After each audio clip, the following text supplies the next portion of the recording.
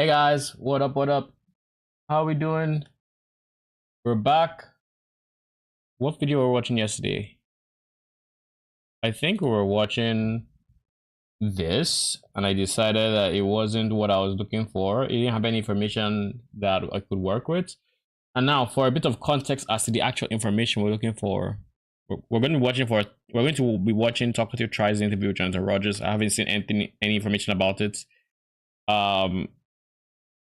Yeah, basically. But anyways, I'm trying to avoid certain types of spoilers, like big, let's say, tree nodes as an example. That'd be a spoiler that I'm perfectly fine just avoiding. A spoiler that I think would be good is like, I don't know, minion abilities, find details on like what the warriors do, or stuff like that. The same way with the zombies, for example. I know how big power charges are on them, and solving power charges is going to be something I do very early on to try to get them empowered as much as possible. And without actually empowering them, I'm not going to bother using zombies for the most part, I think. But anyways, that's me digressing. We're going to watch this. Like I said, I have no spoiler into it. I don't know what was discussed. We're just going to go in blind, and as usual, potentially give our opinion. Okay, perfect levels, Jonathan. Nice. Okay, man, like I said a second ago, you are 9 days out from Path of Exile 2 launching. 9 days, it's so freaking long. Is excited. It doesn't matter if it is so freaking long. I think it's low for you guys, right? They've been playing Path of Exile 1 for years. It doesn't matter if they literally haven't played video games ever. I show them just the snippet from the trailer, and they are ready to log in on December 6th. So my first question, what's the secret sauce? How are you guys doing this? How is grinding your games making non-gamers ready to log into a hard... The point of the secret sauce is that it is secret. Core just ARPG. Saying. I think we just have a, when we're presenting our content, we always do it in a way where we're thinking about, like how we're going to react to it. Like, we just... But that's a wall. The other thing as well is that it kind of looked like this was just blurred or something. I was like, what the hell? But it's actually just wall. Not afraid to put information in our videos. Like, I think a lot of people are kind of like, hey, tone it back a little bit. Diablo 4 be like, yeah, this season we are buffing Whirlwind. Yeah. Like, my guy, that's not how you reveal a season. Like, they do well on their cinematics for the season to try to build hype. I still remember Season of Blood cinematic, but then the moment you go to, oh, this is what to expect, it's just But that is the bane. That is where D4, in my opinion, really falls short. People don't need so much information, this kind of stuff. But personally, I'm kind of a fan of just like, let's just put everything out there. And if you do that, I think people get excited. So, I guess that's my philosophy about it anyway. And I think people do resonate with that. If you show them just, show them what you got cooking, and show them gameplay, show them, how they be able to, how they're able to use it. Don't tell them, it's not a case of trust us, it's coming. Don't be like Blizzard and Gauntlet or every other thing they've said was coming and they released mid-season. The tools you give them, and I think they'll be excited. Of course, and don't be like Blizzard and how you implement them as well. Because I don't know why they thought the Gauntlet in its iteration would be fun, I guess. Definitely, and I hate to bring it up, but it wasn't an interview that dropped today with Legendary Drops. How just during the Settlers of Kalgur reveal, you all pivoted to focus entirely on Endgame. How is your company that agile? Because I work at a company of about 70 people. Right. We are not agile at all. What are your processes like internally as developers? Like, how can you move on a dime and just go in? I mean, I guess it's just about not being afraid to do it, right? I mean, certainly it causes some consternation, right? I mean, nobody likes being like jerked around from one task to the other, that kind of thing. But I think it is important because it just gives us the ability to really make sure we're reacting to what we think is important. And so, yeah, I mean, like, I don't know what to say, really. I mean, just like, we just have to make those kinds of decisions and just tell people, this is really what we have to do. Like, when you realize that you're not doing the right thing, you really have to jump on, you can't just sort of say, oh, well, we just keep doing the wrong thing just because there's so much inertia, right? Like, you have to actually try to turn the ship around. Yeah, like, you came a long way doesn't mean you have to keep going the wrong way, my guy. Just saying. You know, yeah, that's what we did. Wait, what is written here? Oh, are those his supporters? Oh, that's kind of cool. I think. All right, Jonathan. Or are those just runes? The interview broken down into various different categories here. No, those are actually just runes. Never mind. About new players in particular, and just those people logging into the game, playing it for the first time, and their experiences. So I wanted to start with the. I wanted to start as well by just doing this. Let's see the countdown. 8 days. We're getting closer. 8/18. Tomorrow, same time, we're going to be 7/17. Fact that in Path of Exile 1, and then after that, it's going to be less than a week. Making it even to Brutus. I mean, I know it's a free-to-play game. A lot of people try it out, but even when it was paid, I'm sure a lot of people bounced early on. So I'm curious, first 5 minutes of Path of Exile 2, do you think that onboarding experience is solid and you're going to really wrap people in and get them progressing further into the game? I'm pretty sure it is. And I think that, like, if you're talking about literally the first 5 minutes, then I think that what will really just get you in is the fact that just the feeling of combat is much better. And that's really the thing you're going to appreciate from the first moment that you start playing. The other thing as well is we have a lot of, not necessarily, I mean, in the first 5 minutes, you're going to come upon your first boss, right? And that will be a much more engaging experience than Hillock was, you know what I mean? Like the first boss is significantly better. But even just after that, right? Even the first 15 minutes, there's like other bosses really close. You're sort of getting into that experience of having the more interesting combat and more interesting things going on just sort of right away. And you know, it's funny, I had a friend over at my place who was playing the game the other day, and there was a word I thought was really interesting that he used for this. He's like, "Oh, you're so generous with the content," and I was kind of like, it's kind of an interesting way to look at it, is like, you know, like you know, he's kind of like, you're giving people what they want so quickly. It's kind of like, you know, I find that's a kind of an interesting way to look at it. But you know, yeah, I mean, basically, we just want people to have a good time. And you know, even in the from the very beginning, like before we even made Path of Exile 1, like when we founded the company, one of the things that I had as my metric is like, what's the time to first zombie? You know what I mean? Like, when's the first moment you can actually kill something? You know, like you just kill like a basic. Good point. Enemy. And I kind of want to make that sure that that's as minimal as possible, and that's why we kind of make sure that we start the game the way we do, with like action immediately and that kind of stuff. So, you know, that's kind of just. And then the moment you get more experience, you ignore the first zombie, second one, 15th one. You just head straight for your first boss. A philosophy we've always had. Definitely, getting people right into the action is important. And but I mean, I think the zombies are very important, if not for anything. Even if the more experienced players skip them out, I think the zombies are important. Mostly because with the zombies being there, newer players get to experience the combat and are not just thrown straight to a boss. I'm like, oh, how about you just figure it out? Just figure it out. You got it. Just figure it out.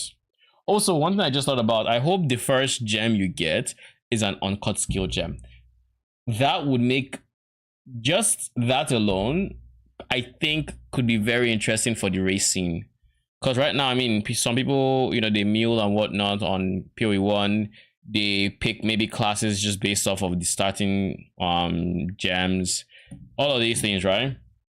But with the fact that we have uncut skill gems, instead of giving us a particular skill gem, give us the weapon and an uncut skill gem, and I think we would honestly see a whole lot of creative race scene uses to that, like on the first skill people get. It is possible that people break themselves as well. So maybe add a disclaimer for if you're picking something that, you know, you probably should not be picking. But I mean, how many ways can you really go wrong? You are the gem. Why, thank you. What up, French? How you doing? Welcome. Waiting for the first 2 weeks. Yeah, I mean, once they figure out the meta, then the race scene would solidify around it. But here's the funny thing about a system like that. It is that even though this is the meta scale for racing and whatnot, there could easily be someone who practices with something else and creates a new meta, because the meta is literally just the best that people know. So you never know when maybe a change in a patch somewhere down the line just makes it so maybe instead of, let's say, rolling magma, we're not using fireball as the first skill, and or something you might not even realize, like, let's say, I don't know, what would be good, like maybe ball lightning, you know, because the meta is the meta for a reason, correct. However, and this is the biggest point in it, is the meta is not created to be meta. It is just created. Therefore, it is entirely possible that something else down the line, due to changes in patches and whatnot, becomes better than what is currently regarded as the best, because this is subjective best, right? And the moment something like that, if it blows the meta out of the water, that could easily become the new meta. And same thing again, maybe some changes down the line, a new meta evolves. Like there is room for evolution. It's not like the devs make this, like they don't make a gem literally called meta that is without a doubt the strongest. Does that make sense? It's like, if you give us like an uncut skill gem as the thing you start off with, instead of just class-based starting skills, then you allow us the opportunity to innovate and, you know, whatever. And this is just a very niche portion where it's like, okay, the actual gem you used to kill Hillock. But you could also have situations where someone picks it, like let's just say for Paraventure, this is completely theoretical and not possible. But let's say someone were to pick a curse, and the reason they're picking a curse is because the moment they get into town, they can have impending doom rather, and so they would want to use impending doom as soon as possible. And of course, this is not possible, but I'm just saying they want to use impending doom as soon as possible. So they take the hits to the early clear, so they kill the first boss slower than the others. But by the time they get that second gem, or that gem that really boosts them, they zoom past all the others who went the stronger early. Like it leaves much more room for upsets like those, and I think that would create a more varied and vibrant racing scene, basically. Now, of course, you with a system like that, you leave the risk of allowing new players break themselves, which is obviously something you would really like to avoid. So it's all about finding that middle ground. Maybe on your very first character in the game, it doesn't let you do that, you know, but maybe from every like your second or third character, it allows you. Who knows? Or maybe it's just as simple as a confirmation boss unboxing, or maybe it's this is recommended, and then I mean, right now they have the recommended and the toggle, right? Maybe it's a case of you have to click the recommended to show the other gems that are not recommended for your starter or something like that, you know. I'm curious about the ascendancy skill gems, and there's a problem with creativity. The price of testing in PoE is way too high to allow players to tinker. I disagree, honestly. The price of testing, how? Like people don't need to test what I just said in like day one. Like we're not really looking for racing and whatnot. Like, yeah, it's not the cheapest to respec, but at the same time, we don't need to do this day one. This is me thinking in the long term. Right now, what we can all just go the safe route, and that's fine. But the moment you go to your first character on that way, you absolutely have the currency and whatnot to test. So I don't think the price of testing in PoE 2 is so high that we can't test. It is there, don't get me wrong, like, it is there. It's not free, like you said, but it is not so high that people just won't test. Like, I personally will probably have a stash tab full of raised specters because I'm testing out a bunch of different specters, as an example. I'm not going to do this right from launch because it would take money on you know, whatever to get the amount of gems I would need, but I will dedicate a portion of my end game at some point to testing out specters.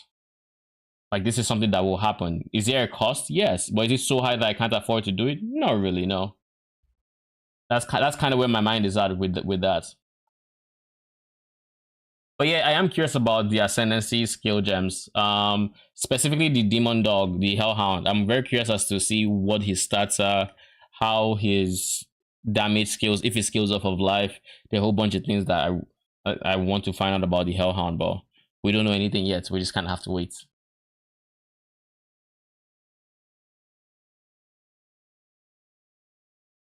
The price of testing is changing all your stuff, changing your tree. You don't have to, like, testing doesn't mean change everything.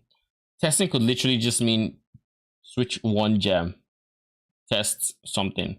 Switch one support gem, test it. That could literally be the price of testing. Maybe in my case, like specters, I just put in a race specter gem and I bind something. That's testing. Or I rebind my race specter from what it was currently to something else. That is still testing. You don't have to change all your stuff and changing your tree. If you mean the price of testing a completely new build, yes, that cost is high, but that is the name of the game. If you want to respec, you just don't need to respec. You can keep your character functional while testing some things, and if you want to, and if it is something that you cannot keep your character functional while testing, then it is up to you to weigh if it's worth testing or not, or what the pros of this testing could be or whatnot. But if you don't have to change your build to just test something, like if I want to test, let's say I'm using Spark and I want to test Ball Lightning. Well, Ball Lightning scales differently. It scales with reduced projectile speed and all these other things. I could just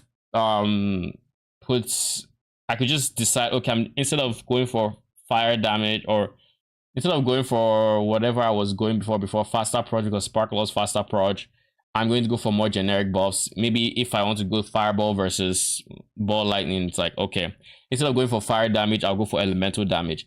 It's going to be less high. It's going to be a lower peak, so my Fireball is not as effective as it can, but I have the freedom to test other elemental skills as well, because you can actually do that with PoE. You can actually go for generic things to have, while you're not going to be as strong as someone who's hard sending like fire or one element, you are still going to be decently strong to switch between elements.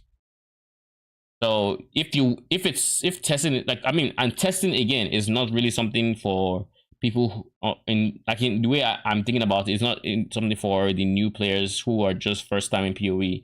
Like, they would test a new skill, see how it feels or whatever. They would want to test different things. The price of their kind of testing is not high.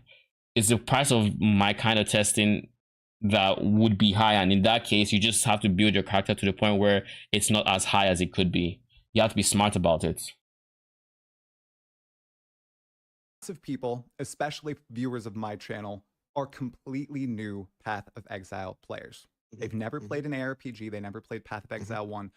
And they are wondering, in Jonathan's eyes, what is the busted build? What is the archetype they should log in and play on December 6th if they want to get into the action fast? I'm not going to use you for clickbait videos, Jonathan. I'm just wondering, from your view, I know you said people really like the monk that had a high satisfaction score, but is it the most powerful? Not necessarily. I mean, I honestly don't know that I should be recommending builds particularly. I mean, I've said a few times, I think the mercenary could be a very good new player friendly class, both because you're further away from the action and just because of that, like, instant response of everything. Like, if you're going to pick something like the warrior or something like that. Yeah, so I talk about specters. So far, no, I haven't seen anything about specters. The only information about specters we have is just eyeballing specters. I know there's one I really want to test from the first, I don't know if it's the first zone, but Act 1, early Act 1. It's a crab that shoots red projectiles that seems to be very, very high base damage, but potentially squishy. So that is a specter I would like to test as a DPS specter. It might be very squishy, it might not be worth it, or it might be just insane damage. We don't know yet, but basically, the best way to find out about specters is to just take note of enemies you fight, see if there's anyone that was particularly hard, and evaluate if you think that could make it a decent specter. Pretty much. The harder, in my opinion, the harder one to do would be to get support specters, to evaluate support specters, because the easiest, I mean, maybe if it's debuff specter, sure, you can look at what debuff somebody applied and like, oh, that's a good debuff, maybe I should consider spectering it. But for the ones that buff their allies, there's not many ways to know that they're doing the thing, you know. It's kind of, so for PoE 1 context, you can kind of easily tell, okay, Primal Crush Claw reduces my cold res, or makes me take increased cold damage. But it's not so easy to tell, oh, what's a good example here? Oh, Hawking Miscreation buffs constructs. The reason we know that is PoEDB, right? So that's one thing too. We're going to have I assume data mine information at some point. It's entirely like right now, I see speculation that they will host their data. They could host their data server side, and this would prevent data mining a bunch of things, right? And if that is the case, then we won't have access to like data mine specters for a bit, which means it's really just us. Yeah, Arena Master, there's no way we could tell that one as well. But yeah, if they host their data, if they keep their data server side, we just kind of have to go off we eyeball it. Does it look good? Is it decent? Can we make this work? And if it, and it's going to be difficult, of course. And it might just be a case of maybe we just start raising random specters that we see in areas that we're particularly challenging and see if any of them gives a buff of sorts or whatever else until we get access to data mine information. But if we do have, if that is not the case and we do have access to data mine information, then it's all about just finding good specters that don't have insane combos or something and they have decent damage, you know. If your damage is reliant on something that has cooldown, that's a problem. If it's reliant on something that's, I don't know, if it has like 3 other abilities and it uses all 3, that's a problem. You ideally want something that would only use maybe 1 ability that does damage and you scale that 1 ability to the moon. And that doesn't require cooldown. If it does, then maybe if there's support for cooldown recovery, then you can consider that. You're going to have to worry about the fact that you have to commit to attacks and this kind of stuff. Whereas with something like the Mercy, they said they haven't confirmed. No, it's just speculation that people are saying that they could do that because they have done that in PoE 1. I think way back on like 3.0, something like that, when they introduced 3.0 to keep the bosses more of a secret and whatnot until people encounter them. And I think it makes sense, especially when the pinnacle boss is meant to be complete top secret. You know, we're supposed to find it, you know, and then like we're supposed to encounter it and, you know, get mind blown and probably die the first time we see him and whatnot. But you know, that is kind of what they are hoping for. So it is entirely possible that they don't let us see that, at least for a bit. Mercenary, because it's so fast from the point where you attack and the point you recover, and also because you're further back, I think that could be a very good choice for new players. It will also by preventing data mining, it would also elongate the discovery period where there would be uniques that people might not even know exist and whatnot. So it has its pros and cons, basically. But honestly, like any class can work, like any class can be the one that you work. And look, the main reason why we have classes in the first place, like, because I mean, we could be a game that just has like 0 introductory stuff. Like we already let you choose between and mix and match all the different skills and weapons and things like that. So the reason why we have classes at all is because people really want like a stereotype to latch onto when they start the game, to think about like, okay, how am I going to build my character, right? So you show them some things like, you know, like here's a ranger and here's a sorceress and so on. And then when they see that, they immediately get an idea in their head about what kind of thing it is that they might want to do. So I think that when it comes to that, like you're best off just picking like what excites you, right? Like what is the thing that just makes you feel like, oh yeah, I could see how I'm going to play this, right? And so you do that, and then I think you'll have a good time. It's like trying to get me to not to start minions. Exactly like that's what not we wanted to hear, man. Whatever like, you're going to have the most that fun is with. that is not what I would have fun with. Like you tell me to not start minions, that's not happening. I'm sorry, it is not. Curious on character selection. I know Sup, it was Arcane. talked about in the past that Welcome. ascendancies might appear on that screen. Are they still not there, and you find out about them in the trials? Yeah, they're still not there. Look, that screen is certainly something that needs some UI attention. We just haven't had time to work on it more. Okay, so there will be there's so many attention. things I would still improve even now, but I mean, look, that's what the early access is for, right? There's going to be tons of time to improve on that stuff. But yeah, for the beginning, it's just like, you know, pick what you think sounds like it would be cool, right? And we do have a few like little videos of skills and things like that on that screen, which like show, you know, and like it kind of gives like, so it gives kind of 3 main points for each class of like, here's the kind of things you can expect from that class. and there's a little video for each one as well. So we've got a little bit of information there, but we don't have like full-on ascendancy classes and everything there. I think there's room for that sort of stuff, but not at the moment. Okay, awesome. Now I want to move on to testing and what new players, completely new players to ARPGs, found the most challenging in Path of Exile 2. I've heard that Path of Exile 1 players were just shocked by the difficulty of the combat and right. And newer players were kind of fine with it. What did they find challenging though? Because I know you did a lot of first user testing, and I found that very interesting because you're going to get a lot of first users on December 6th. What did they find hard? So definitely getting into the game, I find the most challenging was the character customization and itemization stuff, right? Like that. I think getting into the game would definitely be the hardest thing to do on December 6th.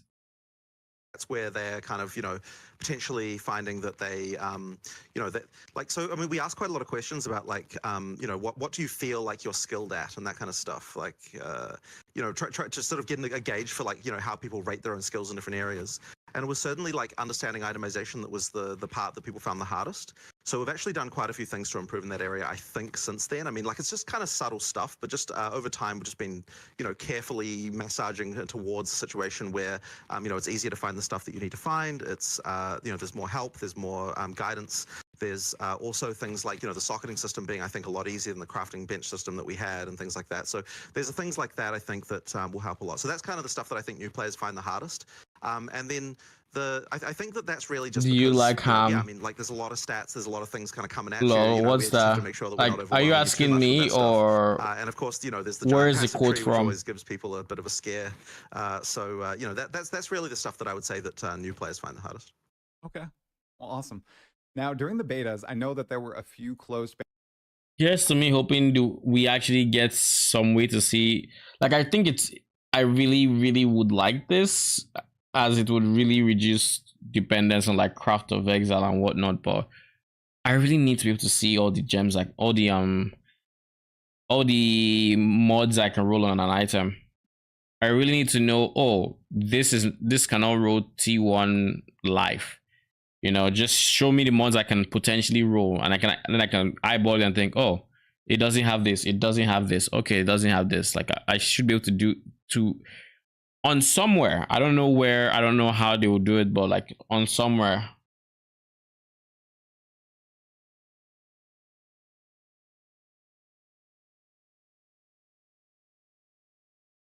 Lol. Beta tests, people were freaking out when they first got those NDA invites and everything. Between those tests, what were the largest changes, and did you really change a lot about the game after the tests themselves? Because I know, like, when we went to LA, you took a ton of feedback and made a huge number of changes just between March and June. Did that happen again with all the beta tests this year? Yeah, absolutely. So a lot of it really comes down to difficulty, but the thing with difficulty is that people know the game is too hard, but they don't know why it's too hard, and the reasons can be hugely varied between like, oh, it's just this one boss ability, to like, oh, the entire way you're scaling spell damage is incorrect, or random stuff like that. So there's all sorts of things, and it's always just, can we tease out what exactly it is that people are running into that's the most, that's the reason for the thing they're finding hard. So I think there was a variety of changes. So one of them was like, the map change where, you can see what's out there, so you know what to find. A lot of it was down to, more specific item drops around the place. Then there were things like the flask change. So the flask change was pretty big, I think, because that one really was like people dying to because they were fumbling their flasks. But it took quite a while to identify that was like an issue. Like we knew that we kind of knew that we weren't happy with flasks, but I don't think I'd really appreciated the degree to which a new player really did struggle with them. So that's another one of those things. But I mean it's all over the place, and it's like, as a new player, Lord knows I did not engage with the piano. It's like I would leave flask until absolutely last. I would even bother with it in a number of cases. The exception to which was Quicksilver, because the movement speed felt good. Everything else was meh.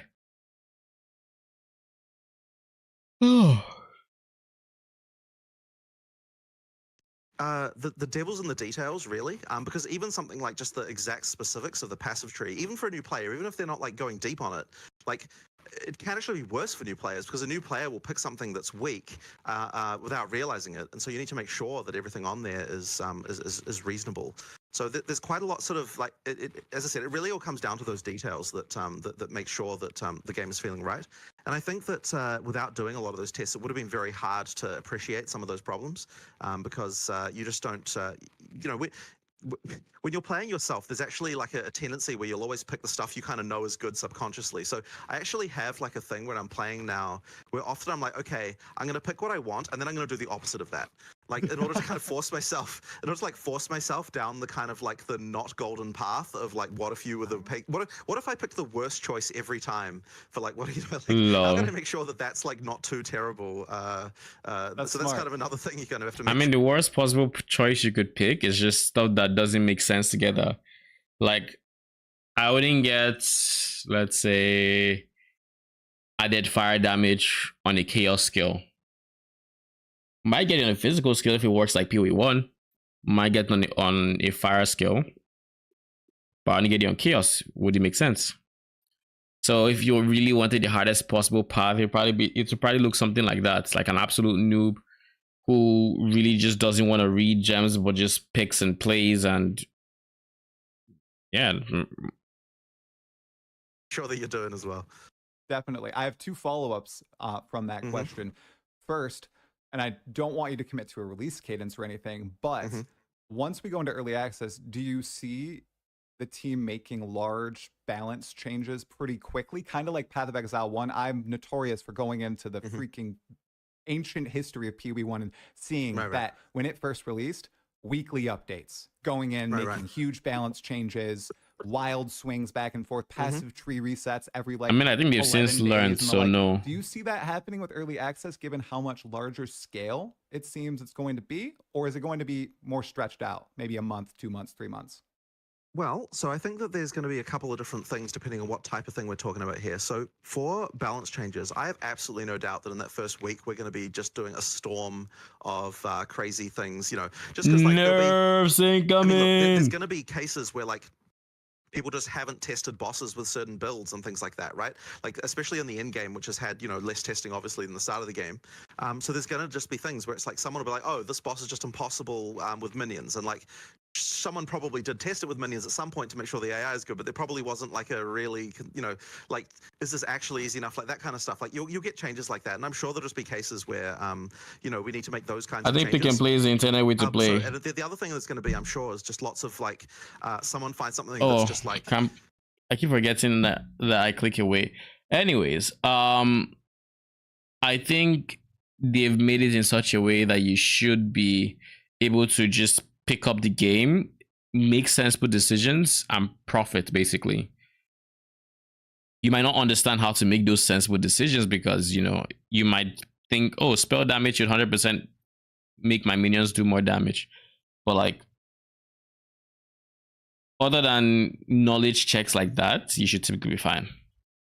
And it's as asking, oh, does this affect? And then you get a storm of people saying, nah, it has to specify minions, and you would learn pretty quick, you know?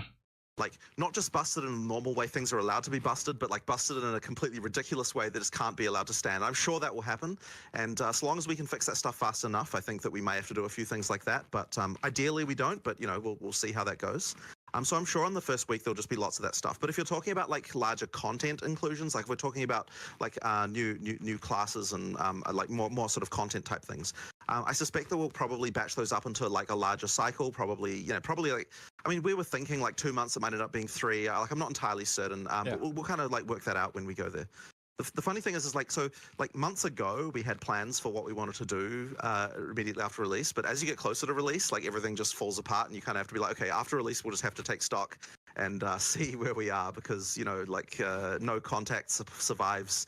Sorry, no plan survives contact with the enemy, as they say.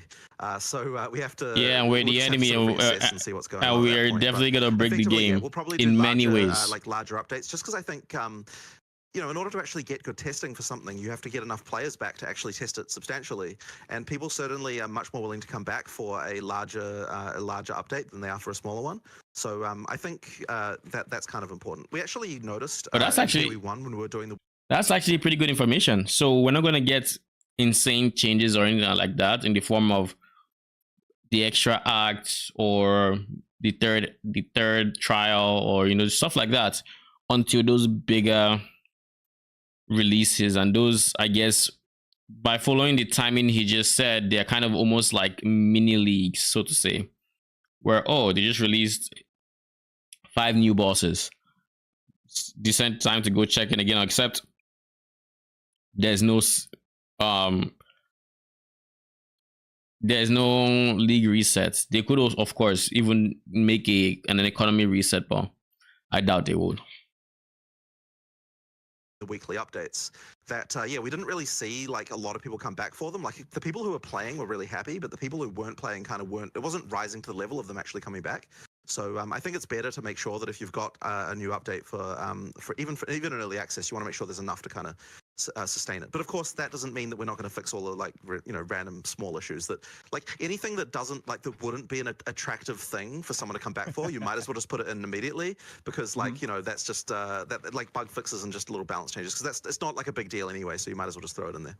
Definitely. Now, I have to ask, because I have been yearning ever since I saw it at ExileCon 2023. The Druid. His choice of words is interesting. The Druid is delayed because it's got crazy animation problems with WASD, or is it just the final bit of polish on the third form? No, it's not that. It's just literally that we had to pick something.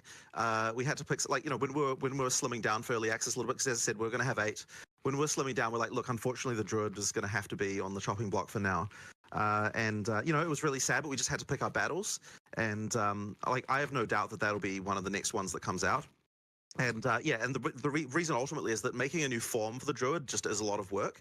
One of the forms wasn't done. We looked at the amount of work it would take to get the Druid over the line, and we're just like, look, if we can not have that, especially because when it comes to the stuff, it's like, if you're talking about adding like a new animal form, that's like work that could go into like making a new boss fight or something like that. Because it's the same kind of, like, it's the animation team. Ultimately, you have to do like a bunch of work to do that stuff. Rigging or just all that stuff has to happen. So it isn't just the sort of skills pipeline, as we might call it, that has to be worrying about that. It's also the the kind of the animation team who work on that stuff. So when we look at that, it's just like, look, if we cut this, it's going to add more content elsewhere, versus if we cut this other class where it wouldn't really so much. So that's kind of how those decisions get made. Right. That makes total sense. Now I have 2 very quick ascendancy questions for you, and then we'll move into classes themselves. First, last time we spoke, when we spoke in March, I tried to get some ascendancy details out of you, and you said you were working on a broken sorceress ascendancy. You didn't know if it was going to make it into the game. Did it make it into the game, or are we not seeing So that was the Chronomancer, the like time I suspected. Like I just I mean, the moment you tell people you can, like, the moment we're like, oh, we want to be able to stop time, it's like immediately, I figured it'd be the Chronomancer. Not OP. It was absolutely that. It's very fun to use. It's just really cool. Awesome. Glad to hear it made it. You think what will be good for the early access, but that will break the league model they're feasting on? You mean the releasing in larger batches every X months? I don't think that breaks the league model. They just have to do it at a time when PoE's league is on the downturn, I guess. Like, they could do it by April and we'd be fine. Because PoE 2 league is like late February. Let's say if it's late February, then we say like mid-April. If it's early February, then April is still fine. Like 2 months is a decent chunk of time to give PoE 1 before you bring attention back to PoE 2 and rinse repeats.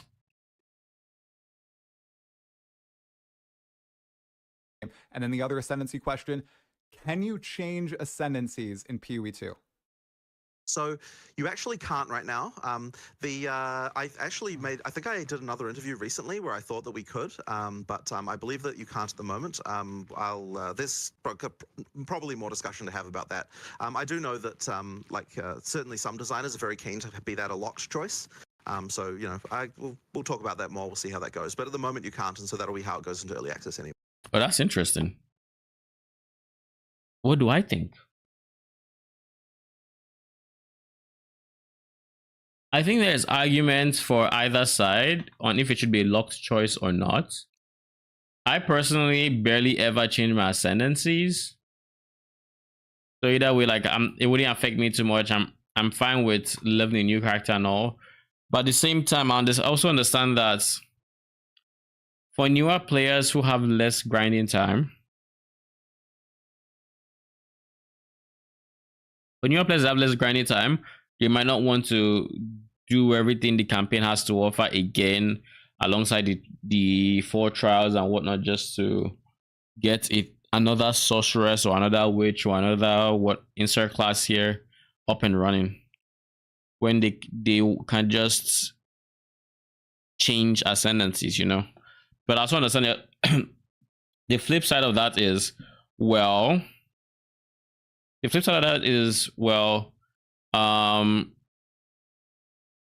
you get the, like, for me, I like having zero to hero, right?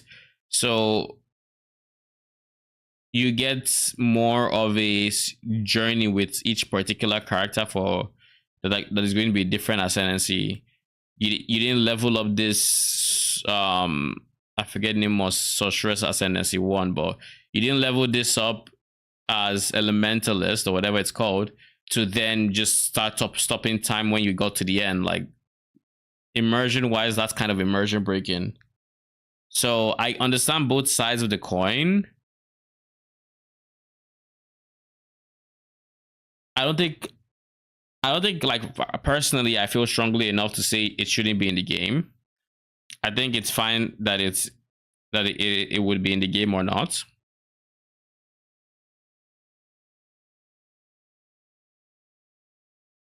I think it's fine that it would be in the game. I don't think I care strongly enough.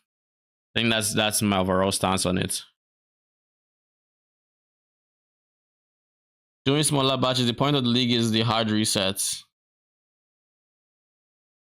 Yeah, I mean, I agree. If they were to not make it like an economy reset, then people would come in, play the new content with their their characters already, and then just quit. So the economy reset might be a no-brainer, where they just have to do it, because then people actually get to play the game again and test their game and whatnot.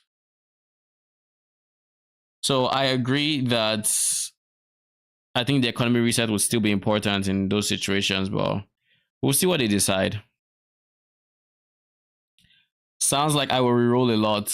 I mean, it's possible. You just have to level up different characters to do it. Anyway. Okay, so for the foreseeable future, so get used to leveling. Not necessarily. We'll, as I said, we'll talk about this more, but okay. Yeah, but in the moment, at least, you can't change them. Okay, sounds great. Now, classes, just broad questions about the classes from me. So you've talked about the monk having the highest satisfaction score for everyone who's tested. Which class has the lowest satisfaction score, and what are you doing to perhaps warrior, if anything? It has to be warrior. So, the one thing to say is that the difference between these is not like super high, but the lowest one on that survey that we were referring to was actually the sorceress, funnily enough. Really? I think that the reason for it is just because did not expect that. In the skill set, there's not like quite as much combo stuff as what some of the other classes have, and so we actually, after that point, we did work a bit on that and try to sort of improve, make a few more of those things sort of work together a little bit. But I think there's a little bit more work to do. I think that what I've heard some people say about the sorceress is it's a little bit more in the PoE 1 direction of like there's less kind of like less cross element combinations than what some of the other classes have. The monk. So therefore, like if you do pick that class, like there will probably be more situations where it's like there's less, like you're probably going to use less skills overall than other classes, or rather, it's not so much that you will use that, but like you won't be forced into as much using more variety. So I think that's something we can still improve by just adding more synergies between the elements. But that's at least my understanding of probably why I think that's the case. But as I said, we've already the solution might just be ailments. So I think that it already is, like somewhat improved already by that. But yeah, that was the thing. But I mean, as I said, we're talking like, if you're using ice and then you're using lightning, PoE 1, let's say you just ice, you wouldn't have access to shock, which is a big damage multiplier, right?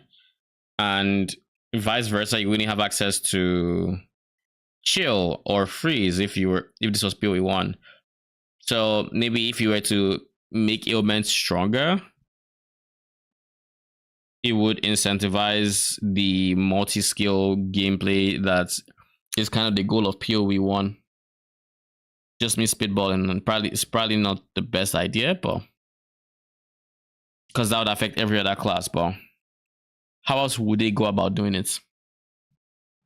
One of a like if you out of 5 stars, it's like point. Maybe just make it so some more abilities generate some kind of charge or resource, and then some other ability spending. But then that's kind of like the generator spender mechanic that Diablo 4 has, and I have big issues with gameplay like that. So I don't think that's a worthwhile solution unless it's done right. You know, kind of like the way power charges and power skill, like that is, in my opinion, that generator spender mechanic done right.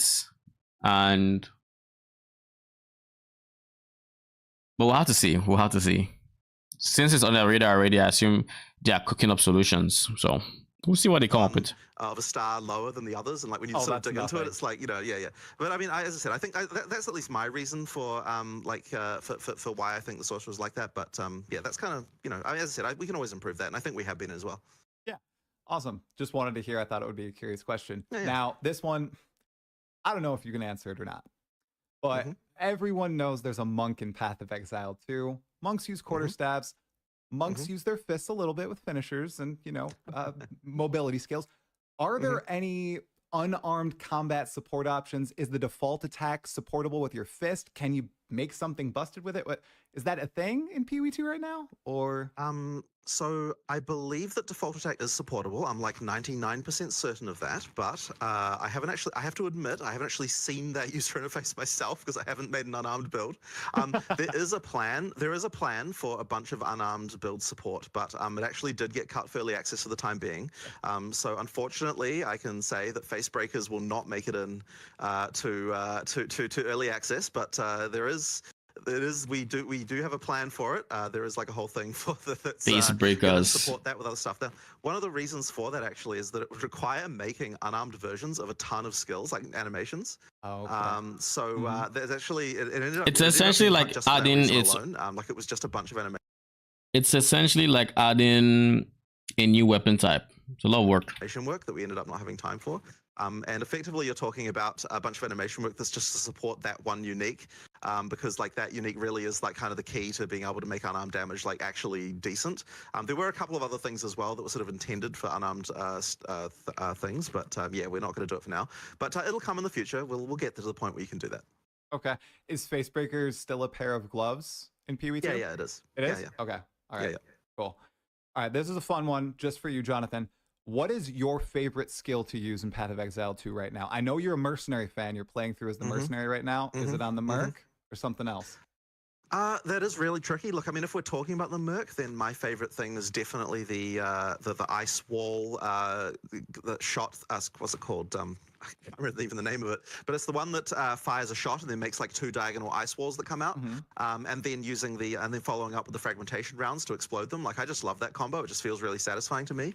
But you know, it's like, obviously, like, you know, every class there's interesting stuff. Like on the monk, it's probably the bell. Like, I just love that bell. There's so many little things about its design, and you know, it's just. I feel like skill. If I were to make a mercenary, I would still use the bell. Like seeing the bell being used with the machine gun ammo, the amount of like just pure damage that would be, and then you scale AoE to the bell is doing more damage and more things at the same time, and it can give you potentially like really nice clear speed and stuff like that.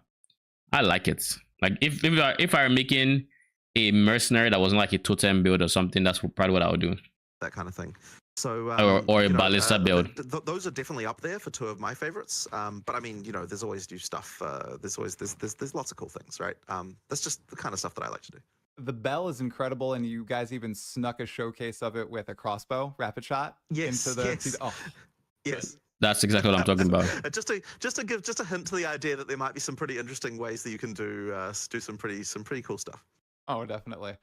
All right, rapid fire question here. Can we use the weapon swap system passive skills to allocate keystones, or can they only allocate notables and travel nodes?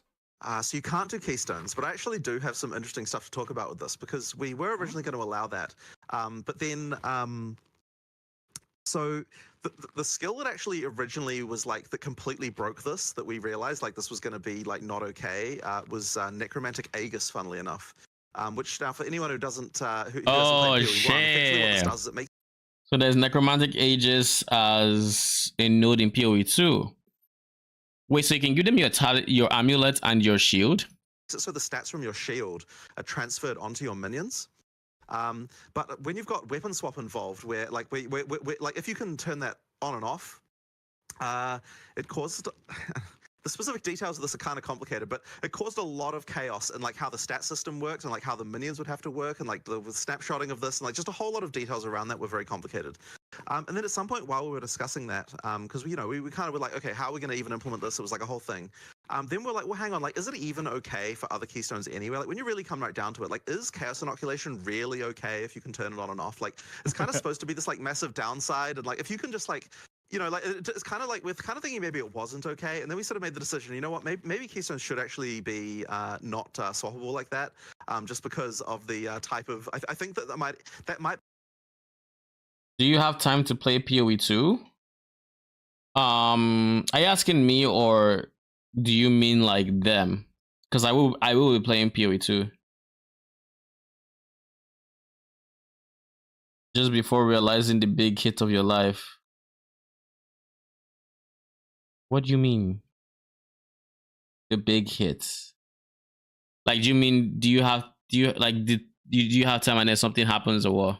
Be a balance problem too far even for us, like even as far as we're willing to like accept a lot of these kinds of problems, like I think that might even be a bridge too far even for us. So yeah, we decided not to allow it, and that's what we're going with for now anyway.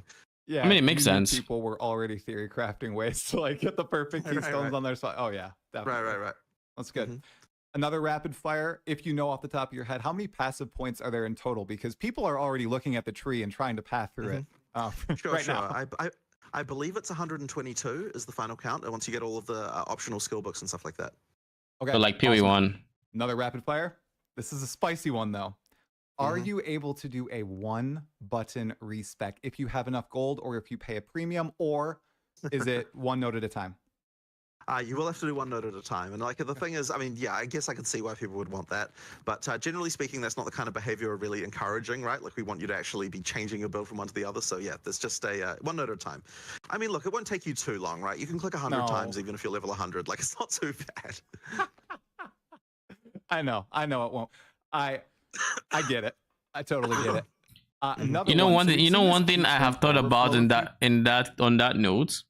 PoE1 needs a button to completely reset an Atlas tree, because that shit is not fun to respec after you're done progressing it. Times, and some people are wondering how it works. Could you explain how it works? Wait, what? What works? I get it.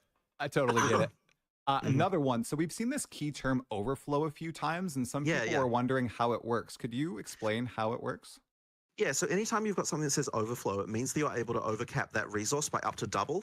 So effectively, overflow just means, like if it's leech, or if it's like, any other kind of thing that gives you back life, or for example, or mana or shield or whatever it is, it basically just means, you can get back up to double of that resource. Okay, awesome. That makes sense even to me, and I'm pretty simple-minded about these mechanical sort of things. Awesome, thank you. All right, another rapid fire. Can you use skills granted by ascendancies in meta gems, like Cast on Shock? No, you can't. So when you get one of those ascendancy skills, they effectively just appear in your skill screen. Like they're not a gem; they're just kind of like there and locked in by that. So because you can't take them out and put them somewhere else, you can't put them in a meta gem. Okay. And then meta gems, can you use multiple of the same meta gem? I know you can't repeat supports, but can you have 2 cast on ignites in your build? You absolutely can. But of course, you'll have to pay the spirit cost for both of them. So that's how that's balanced, and that's why it's fine. Oh, okay, perfect. Interesting. Yeah, you guys released a teaser yesterday. I'm not sure if you saw a scepter minion ascendance, or not ascendance. Yeah. Oh, the second scepter that looked like a mirror tier item, which was just awesome to see. All right, now we're going to move on from classes, and we're going to talk a little bit about combat. GGG, all hands should be on deck. When I play no play until early access is released. The Raven fight and the Pretty Executioner fight hard locked me for combined about 4 hours. What right now do you think is the hardest boss fight in Path of Exile 2's campaign? Not the end game, but the campaign itself. And do you think it potentially is going to hard lock a lot of players if they're stubborn and they get that Elden Ring mindset where they're just like, I'm just going in over and over. I'm not stopping until it hits 0. Well, so we've definitely so long as it can bleed, it can die. Improve the issues that we had. That's the motto. But what I would say is that the further you go into the game, the less kind of like of the feedback we've been able to address overall, just because, you know, if there's less of it, right? Like as you go further. And so effectively what that means is that I have no doubt that if there's a boss that's going to hardlock people, it's almost certainly going to be an Act 3, I would say, something like that. But I mean, on the same time, like ideally the hardest bosses are later in the game. Like that's kind of what you want in some sense. So yeah, like, I mean, look, some of those fights are pretty hard. I don't know that there's one that I'd point to as like, this is the hard one, really. I mean, as I said, we kind of try to make sure that they're all kind of a relatively even keel, or rather slowly increasing as you kind of go through. So yeah, my hope would be that the Act 3 end boss is one that people will find the hardest, you know, and then ideally the second time through it's even harder again. So, but we'll see how it goes. As you now know, right? Like if you go around the rest of the areas, you'll find other stuff, you'll find more items and so on, and that'll definitely help you. And if you come back, you'll definitely do it. You mean like build codes and whatnot? Jonathan has said that while this has not been implemented yet, they do have plans on being able to share build like skill trees and potentially have multiple saved skill trees in your profile to where you can just look at it in game and like look through all the ones you have saved and whatnot. So essentially build creators can share their skill tree and you can import it into your game and have it and always refer to it, type of a deal. He has said that is something they are going to be working on. It's not in the game yet, but it is something they want to have. For the map version, I don't know if he only mentioned skill tree, but it's entirely possible it extends to map for atlas trees and whatnot. Do a lot better. Question on bosses in regular versus ruthless, cruel. Do they have new abilities in cruel, or are they the same, just a little buffed with damage hit points? So usually they don't have like completely new abilities, although I think that in some cases there might be a little bit of that. Usually what it is, it's kind of tweaking the parameters or the AI or the radii and like things like that, just like things about them. And it makes skills feel dangerous in new ways quite a lot of the time, just because, you know, like a skill can feel very differently just by changing where it is you go. So the same is true in maps as well, where once again, you've got like, you know, we have to make sure that some of these bosses that were balanced for people who are, you know, level 10 or something, are now able to feel like they're challenges in the end game. So effectively, we have to do something about them. We can't just leave them as they are. There has to be tweaks. And so, yeah, a lot of those changes effectively just get made to make and they make the bosses feel quite different. The other thing as well that you have in Cruel is that there are just monster types that have been shifted around and things like that. Like, so the combat in areas can feel a little different as well, like in some cases. So there's just little fun details like that that can vary things up and just vary the experience up a little bit. Awesome. Not bad. Now, one more combat monster-related question, and it's revisiting a favorite topic of the past. There's no way I have clicked anywhere else that is not my screen. Why is it not pausing? Anyways, I was about to say... Okay, that distracted me. I don't know what I was about to say. Oh yeah, no, I was about to say that is difficulty done right. I always appreciate when, you know, the reason it is harder is not, it just takes less damage now. Oh, it just has more life now. Oh, you just do less damage to it now. Oh, you know, actual meaningful changes to like its mechanics. Maybe in the case of, I know they said that for going from campaign bosses to like act bosses. So maybe Cruel would have more, I don't know, a middle ground between the act version and the endgame version, maybe. Monster modifiers. We haven't seen a lot of that in Path of Exile 2 in the past little while. Yeah. We've seen some of it in the playthroughs. Is that philosophy the same as in Path of Exile 1, or are we expecting? Wait, what's he asking? We haven't seen a lot of the Path of Exile. One more combat monster-related question. Vary the experience up a little bit. Awesome. Now, one more combat monster-related question, and it's revisiting a favorite topic of the Path of Exile community. rare monster modifiers. Soul Eater, please don't tell me Soul Eater is here. In Path of Exile 2, in the past little while, we've seen Soul Eater is the bane of my existence. The same as in Path of Exile 1, or are we expecting to see 3, 4 mod rare monsters? And how do you keep the monster's identity when you add a whole bunch of modifiers to it? Because all these monsters, they're unique fights in of themselves, right? So how do you keep that clean? There's actually been quite a lot of specific work on rare monsters that I don't think we've talked about to anyone yet, actually, and it's probably quite interesting. So the first thing I will say about it is that we realized a while ago that it's actually, like, not every monster type makes sense as a rare. Like, if you just have a rare zombie, it's just kind of like, it's not a good fight. So we actually decided, hey, you know what? We're going to pick monsters that are going to be ones that can be rare. And bear in mind, many of them can. And then what we'll also do is, if there are monsters that that don't work well as rares, maybe there's mechanic changes we can do for rare versions of that monster that could improve that. So then what we started to do is we're like, oh, you know what we're going to do? We're actually going to split out the monster. Would these rare versions then be specterable? Hello there, Luna. How you doing? How are you doing? Would these rare versions with more mechanics be specterable? That is it. That is a question I would like to know. Likely, I mean, it's likely they would be. Would be annoying to have to distinguish. Would definitely be annoying. But if it's a specter that is worth it, then I mean it's worth it, right? Oh, you're back to PoE. What's the plan? Just grinding, just buying time to PoE 2, or do you have like a goal you're trying to get to?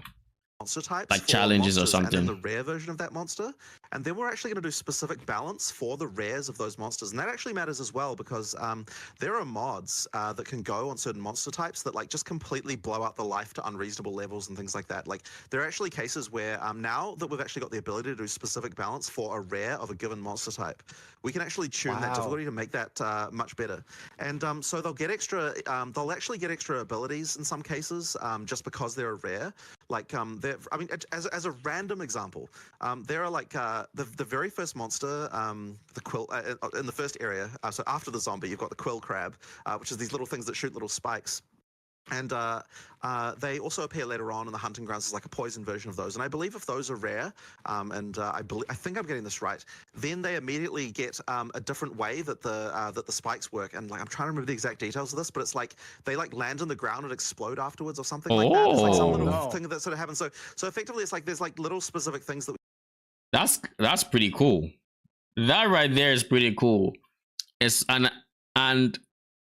I mean, the idea from that, from a build creator point of view, is kind of a nightmare, because you have to specify where, like, the kind of monster to look for, if it's good, the rare version or not, how to find the rare version, if you can find it, or it's going to be a shit show. But it could be a fun shit show, or it could be a terrible one. We don't know yet. We have to wait for the shit show, pretty much. Finding friends for PoE 2, getting better build because I never max myself out. So I guess you're just finding friends for PoE 2 on global, or just talking to people in random towns. For the better build, it's definitely a good time to see the nodes you have currently spec'd into, if you're following a guide at least, and try to understand why the person went for those nodes. That is always a good way to, I guess, train, or because I mean, everybody's going to be trying to figure shit out from day one of this thing, right? Of PoE 2. Soul Eater should be locked in red map. I mean, the less I see Soul Eater, the better, but like, even that isn't really, I think, enough of a solution, because there are definitely certain mob types that they get Soul Eater and they're just unfun to deal with. Example, anything that summons allies is very unfun. Second example, Devourers, also unfun, because you have to eat their damage to do damage to them, otherwise they're underground, and that's not fun. So hopefully Soul Eater is heavily reworked, or they reduce what the max damage reduction is, because 90% less damage is just not okay. I'm sorry. It's just not okay. Before you consider all the other sources of damage reduction, like resistances and whatnot, like just 9% less damage. Nah, stop it. I haven't even looked at my nodes. I trust my old self. Working on Atlas at little. I thought of something recently. Yeah, Rogue Exiles are unique monsters. Yep. They are unique monsters. Each Rogue Exile just uses different. Blight spams, easy, unique monsters. I mean, yeah, Blight has some unique monsters as well. Really, Blight and Rogue. I don't know that Rogue Exiles would spawn in your Blight. I don't know that they will. They might, but I'm inclined to believe they wouldn't.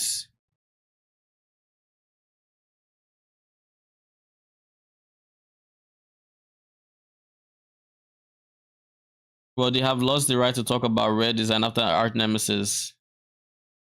Yeah, I mean, I've heard a lot of bad things from Arch Nemesis. There are a lot of mods that were just unfun to deal with. But at the same time, I think people also agree that Arch Nemesis had some good takeaways. Like, since then, obviously PoE has come a long way and they've learned from it. And I think that's what's important. I think it would be really bad of them to stop trying to learn like they did with Arch Nemesis. But what is key is that when shit like Arch Nemesis happens, they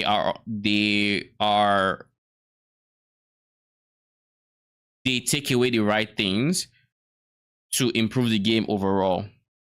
That is the way I see it, at least. I don't think they shouldn't have done Arch Nemesis. I think them doing Arch Nemesis was very much needed. If not for anything, they got to learn a good amount from it. And I mean, it's part of the history. It's part of how we got to Settlers of Kalgur and how we've got into PoE 2 and, you know, all of that. So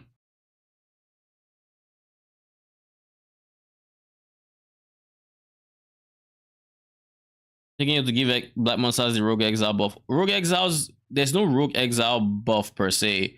Rogue Exiles are a type of unique enemy, and they are spawned by selecting Rogue Exile nodes. I'll be back later. Someone's calling me. All right, see you when you get back. I can probably explain it then. We can do, and so that stuff I think helps a lot. And look, I'm sure we're going to do more of this, like after the early access is launched as well, like more things like that. But it really upgraded the rare fights quite a lot to be able to do that specific balance. And then of course you also have the mods. And once again, we're doing a whole pass on mods and trying to make them a lot better. I mean, look, there's even more we can add here, I'm sure. But trying to make sure that each of the rare mods that we add, like makes sense for the monster. We make sure that the rare mods like Rogue Exiles are an intense build check. Those guys, they are dangerous AF. You just have some that just break entire builds and whatnot. Rogue Exiles are rough. Either you have no good build and you are trash, or you have good build and it's free loot. Like, you can have a good build and still have, like, because I know there's one Rogue Exile that just disables recovery. So Leech doesn't matter, regen doesn't matter, it just disables recovery. Good luck. So you either have to deal haunted Rogue Exiles are not fun. So you either have a situation where you're blowing them up before any of their skills or mechanics matter, or you know the ones that break your build and you avoid them like the plague. Because, like, they are not fun. Broken, they have legacy stuff, gear and skills like no CD and Mortal Call. They are quite nasty.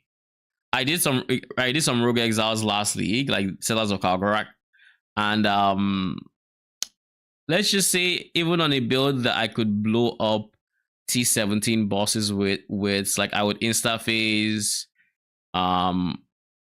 Katarina in Ziggurat. Was it Ziggurat? No, in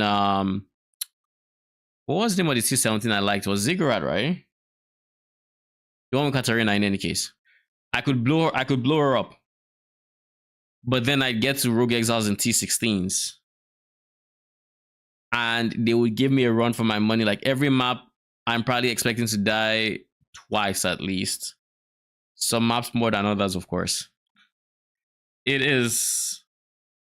If you want to take a very strong build and feel weak, Tormented Rogue Exiles are the way to go. Just do that and use all the Anarchy Scarabs and whatnot, and you have a rough time. The reason I think this is work is Crimson Iron works with Rogue Exiles. What do you mean it works with Rogue Exiles? Crimson Iron doesn't. The things that spawn the mobs themselves are not Rogue Exiles. Unless they can spawn Rogue Exiles, but they don't spawn many uniques either. Spadonkadonk, what up? Welcome, welcome. So basically, the way Rogue Exiles work is they are actually like predetermined mobs. They actually just exist. They have names and whatnot. They're actually exiles, right? They all have names, and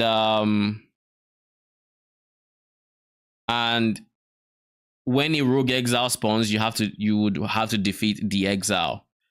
They aren't necessarily. The things that spawn are not rogue exiles, they're just unique monsters. They count for like Titanic Scarabs, which affects unique enemies.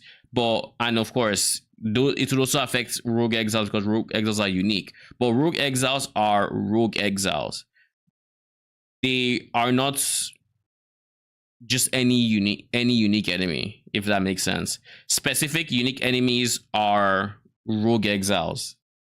Like you see their names, they read like names is like Axel, something, stuff like that. They actually have names, they're actually unique enemies. They aren't just jumping goats. They're not like word shatterers, they're not like generic mob names. They actually have names themselves. Like, what's the name of that chick that everyone hates that pins you to the ground with Rain of Arrows? I forget her name, but y'all know who I'm talking about. Like, she's the best example of a rogue exile. Anybody who's dealt with rogue exiles knows her in particular because she is a rogue exile and she's bane of many people's existence because her Rain of Arrows pins you to the ground. As an example, they all have every time you run into a particular rogue exile, you will encounter the same move sets. They could have different mods affecting them, but they're still going to use the same moves. I know there's one that does like spectral weapon throw, whatever it's called. Spectral throw. I forget the actual name of it. I was doing Tormented Rogue Ritual for a while. It was brutal, but honestly, usually easier than T17s. But there would be a few that just meant you lose a portal the instant it aggroed you. If you want to push up, you'll try the full boss line of a Blight with Wisp and Titanic Scarabs. What happens when you run into that goat that says fuck freezes? Yo, that goat is the stuff of my nightmare because I still remember, I remember clearly having a lane that was not immune to shock or stun, and then this goat just said, who cares? And it just kept jumping right through. Just just jump right through and you get to my pump and I'm like, bruh, really? Like what? I don't know if they have something that removes CC, or I don't know what it is about those goats. But like those goats are the real like bosses in with that strategy, because like whew. No blight feels the same once you go with that setup. It's like the moment you do it, every blight is a potential fail. And I think to blow them up, you need insane levels of damage. So you're not going to blow them up. So then you're just living life on the edge, wondering if you're going to make it through this blight or not. I don't think I crashed too much from blights in my maps. Blighted maps, of course, are rougher on like the PC, but the ones in the map, even juiced, were not as bad as the blighted maps, I don't think. Like there are pools and tags so that like you don't necessarily get every single mod and every single monster to kind of make sure that they make sense and actually have a reasonable fight. And I don't even know if this got done, but there was talk at one point about having a for each rare. And once again, I don't know if this actually got implemented or not, but we were talking about having it so that for each monster, we make sure that at least one fun mod goes on the monster to kind of make it have like by what I mean by that is like we look at each monster type, we're like, okay, here's a set of different mods that are going to make it so that the fight has some kind of interest to it. We make sure the first step is like put one of those on it, and then after that, then we can kind of be more random with what the rest of the mods are, and things like that. So yeah, there was actually. So what's like an example of a fun mod? To that, and there's more to come. Like the one that does, like, what could be a fun mod to be on a rare monster? Like maybe if it just spawns frogs, that could be fun. Maybe. What else? Like, I'm genuinely trying to think of what could be fun mods, unless it's like mods that actually make it challenging in a new way. Then, if that is the definition of fun in this context, then I can see that being possible. But Frostwall and Fleece is fun. Yo, Oaxaca Wairua is the bane. Like, there is no situation where I don't remember my first time facing or my second time facing that boss. And I say my second time facing that boss because my first time I was using poison SRS. It was a walk in the park. It wasn't an issue, you know. They are chill. They chase, yada yada. Poison. They didn't care about the barrier. My second time doing that fight, I was doing, I don't remember what my build was. I think it was like specters or zombies or something. It was like permanent minions. Like, so I had to manually chase this fucker as the Frostwall blinked, ran away, and all the time I'm like, and all this time I'm getting chilled myself, and I'm like, I'm trying to stop myself from pulling out my hair, and I'm like, who designed this shit? Like, I was not happy. Chain exploding 20 plus blind bosses for their HP that are all wiped in one lane. That's an insta crash. Okay. I mean, I can see that being I can see that being a thing. Because all the calculations that go down, yeah, 100%. Okay, we explode, then sure, I could see the crashes. If you say monolith, blue clone or every orb or invuln minion as fun. Invuln is not fun at all. Blue clone, what do you mean by blue clone? Or every orb? You mean like, okay, yeah, like you mean like volatile cores, what they call the green ones? Something cores, I forget their name, but like those ones, they are of course not fun.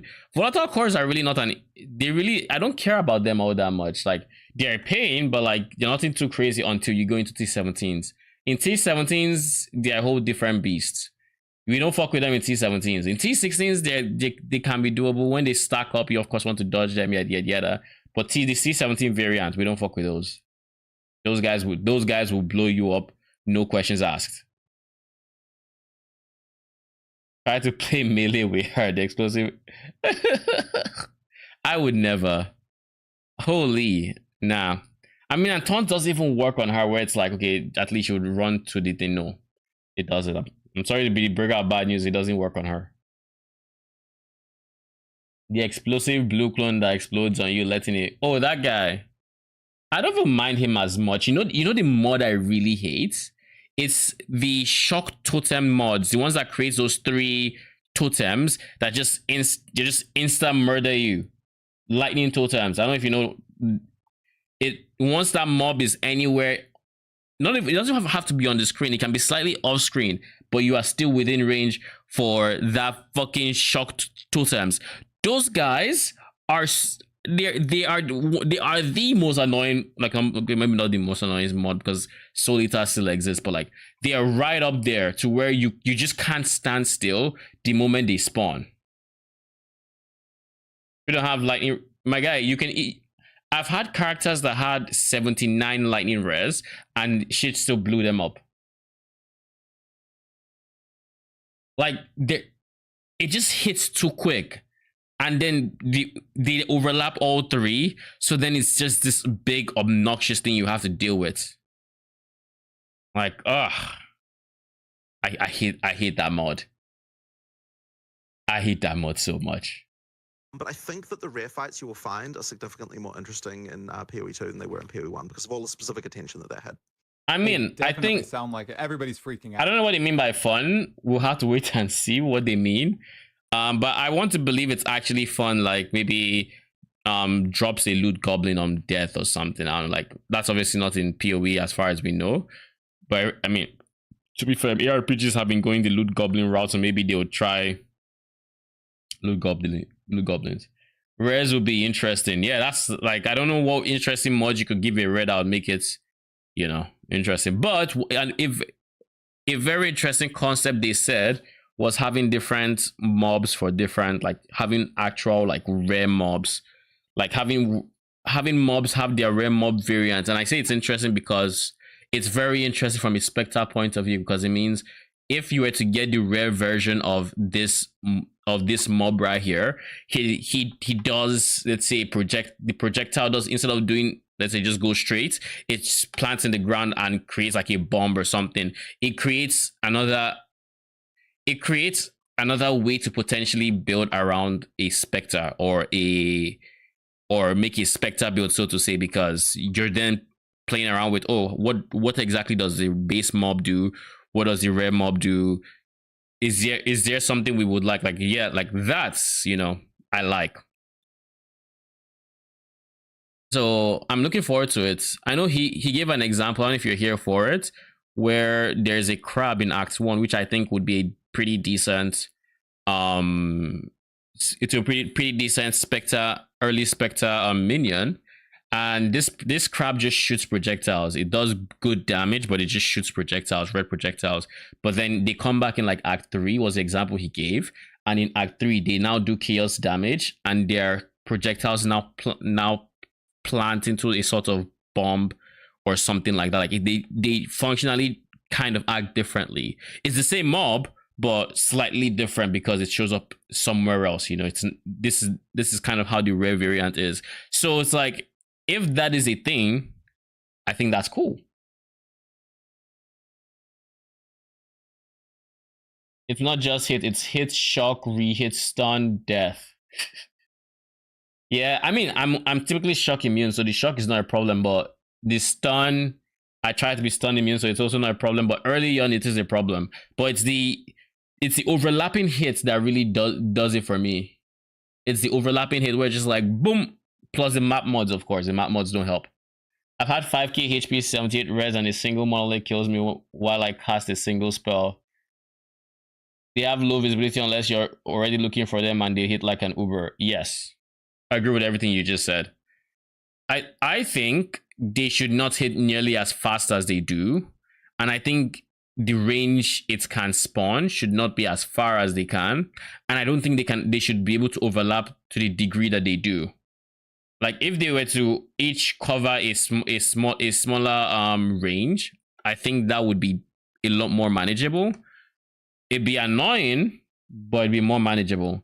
But the fact that they literally stand on each other right on top of you wherever you're standing, and then they all just go to town is like, nah, G, that's obnoxious. Like, stop it. This is like, why? Now, that sounds amazing, especially that first system of just the monsters changing implicitly if they're rare versus if magic or normal. That's a great answer.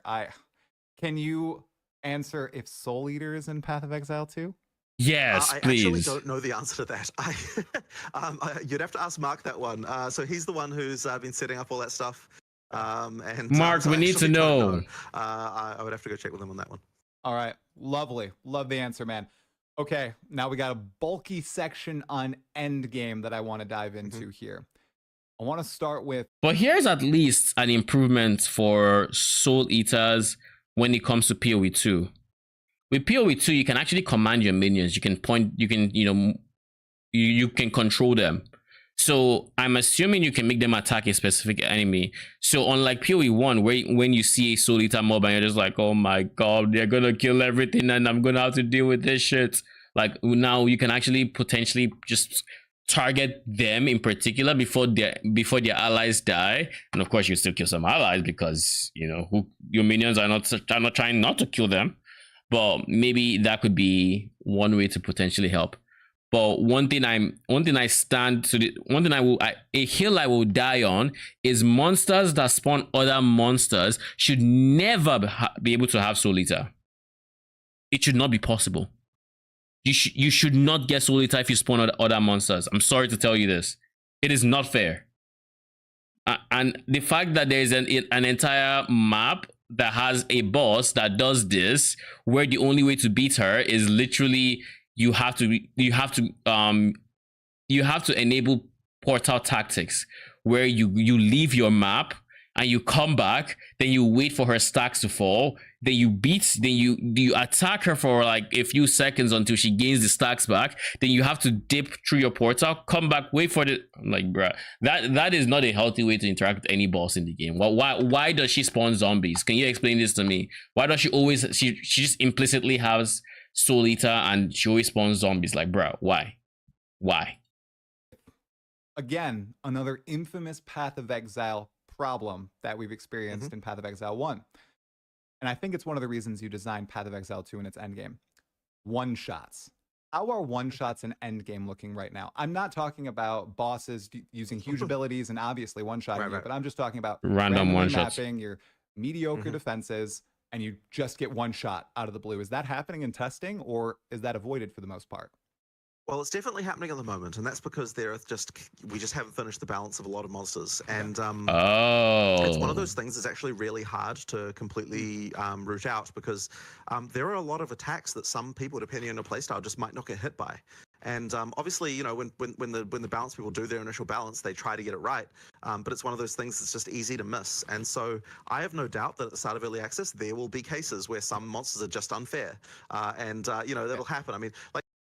For those people who want to start just going blind and go hardcore on PoE 2, y'all are the true masochist of the PoE community, because like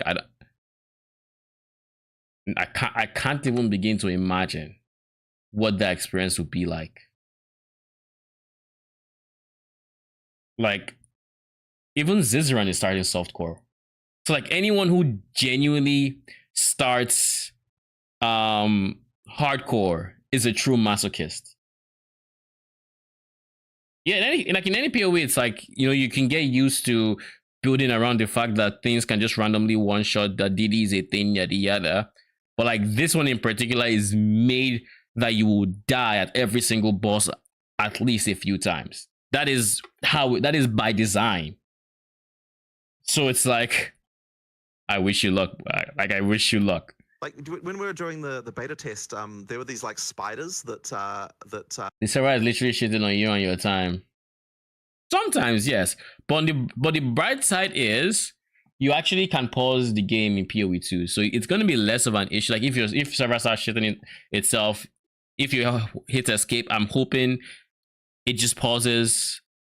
Of course, it could easily be a non-perfect system. We'll have to see. One thing I saw that I really didn't like was that when I think that we watched a live stream, I don't know if it was yesterday or 2 days ago, but there was a moment when they used ritual. They were looking at what they could buy, and I noticed something very important.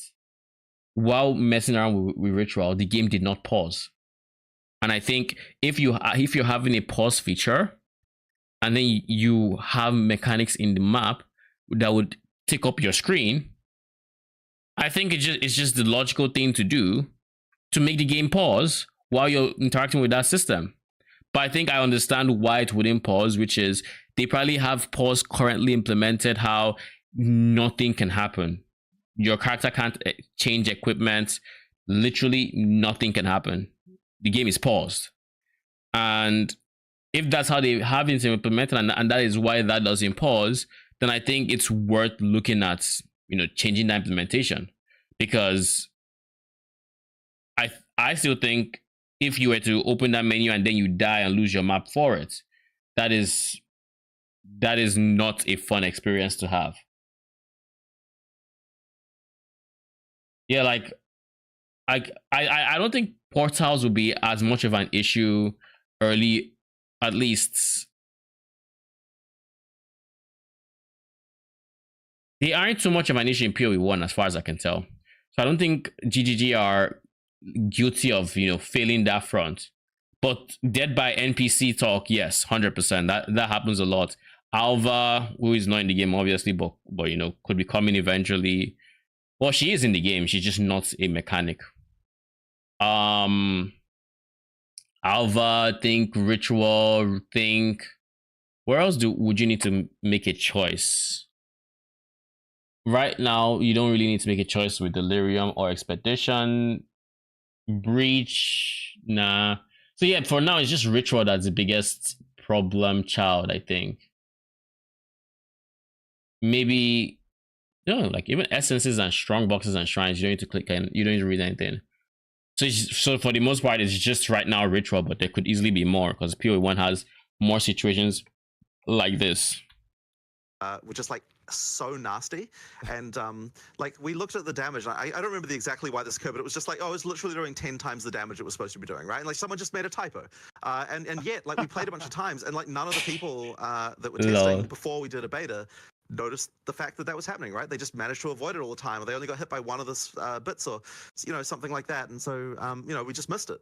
And look, I'm sure that's going to happen, right? Like there will be some rough edges like that, but we'll, as soon as we hear about them, we will do our best to fix them. But look, we're trying to root out all that stuff as much as we can at the moment, and hopefully the players don't experience too much of that.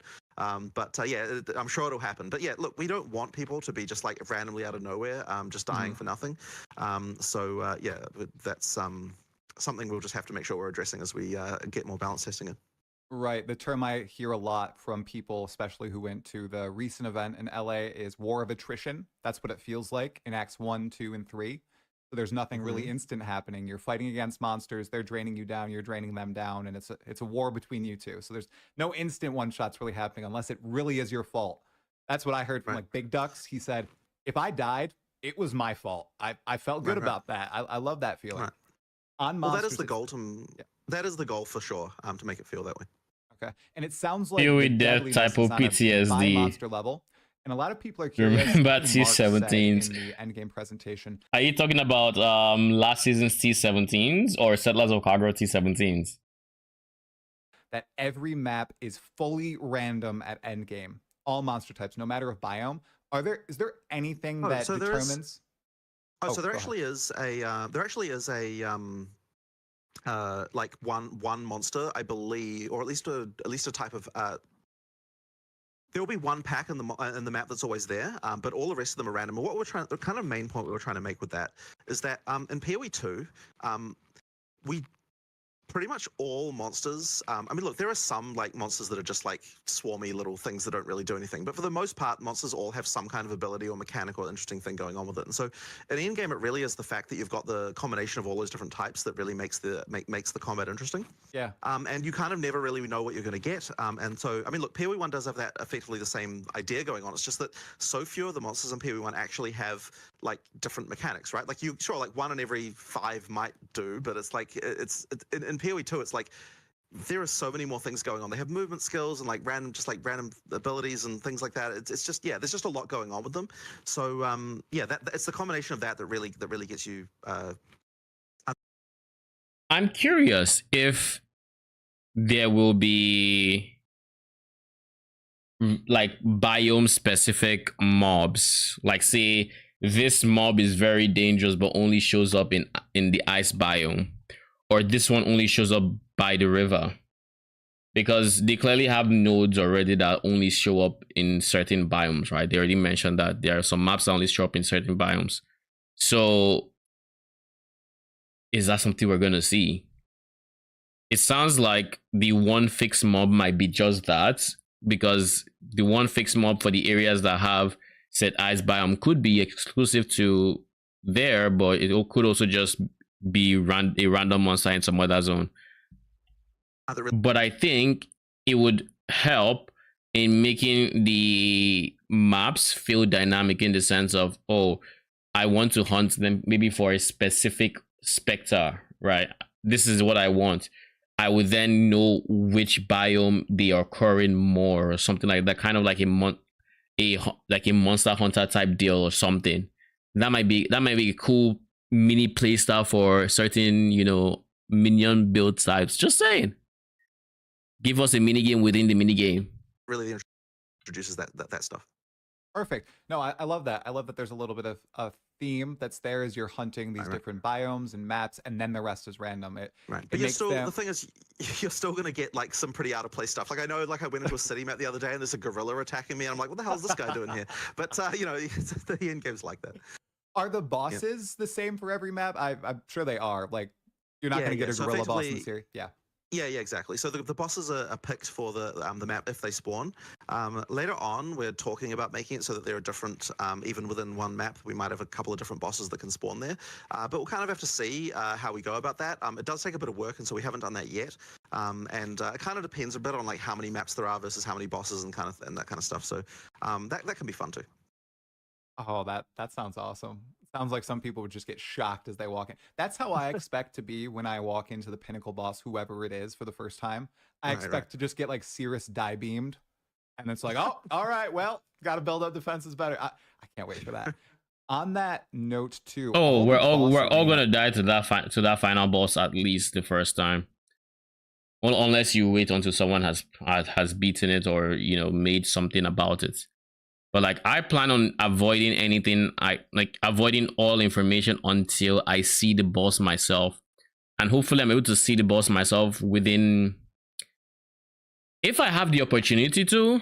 I'm considering doing a very long stream. I don't know if I want to do anything like a subathon or something, but I would like to do a very long stream and just stay live for as long as possible. I haven't figured out the logistics of it. And I would like to figure out what I could do when I need to sleep IRL too. I have no idea, but that is an idea I'm playing around with, because if I can, then I could potentially stream for, you know, 48 plus hours on launch and stuff like that. So I am genuinely thinking about it and seeing how I can potentially make a sort of event around it and yada yada. Look like they have so much detail within them, and there's so if you guys have any from their actual, if you guys have any ideas, I'm all ears, you know, feel free to shoot. Arenas from the campaign. The example I exactly, who needs sleep in the, I'm not weak, thank you very much. But yeah, I will probably be awake for the first 24 hours easily. Past there is anybody's guess. I don't know. I think I'll try to shoot for like 30 hours, but who knows. Issues the game will be bugged and fixed and refixed at launch and whatnot. I mean, fair.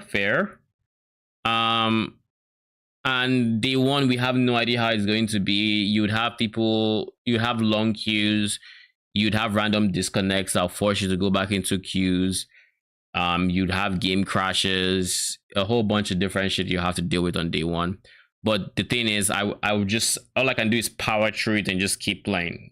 That's kind of I expect them to happen, but I expect you just be able to power through it. I saw that stuck out to me was the Colossus is like now in the heart of a volcano. Is the level of detail and distinction there for a lot of the boss fights? Yeah, so effectively we're trying to make it so that like ideally when we're using a boss, I feel like getting damage in PoE will mostly come from clever use of skill combos. I think, and I could be wrong on this obviously, but I think clever use of skill combos will be the biggest damage multiplier for us early on. And then later on, it is still important because it's a damage multiplier of sorts. but it is not as important as it was in Act 1, as an example. Then, because then you have more multipliers all over the place, where you now have plus skill levels. You have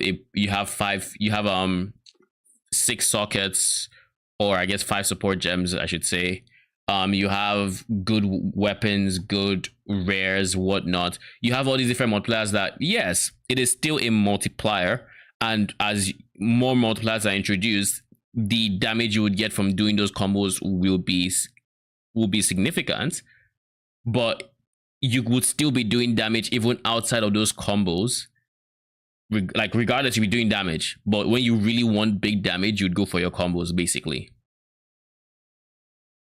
But I don't think, like, I think even without the combos, you're going to have decent damage, because, like, I think they've said they do want to be a viable playstyle to still just use your 1-button build, but you would be at a disadvantage. Like, the comfort comes at the price of efficiency. You know, you're not doing as much damage as the people who actually take the time to do all these combos. They are multipliers in and of themselves, basically. That's the way I see it. It's like, imagine if you just threw in a 40% multiplier from your current damage. It's big, you know. It's big. It makes a difference. You kill faster. I mean, it's probably going to be more than 40%, but just as an example, like, that is kind of the idea. When you do it right, it's going to do big damage. And I think you can also build around the interactions so that those combos do even more damage, and then the individual pieces maybe do less damage.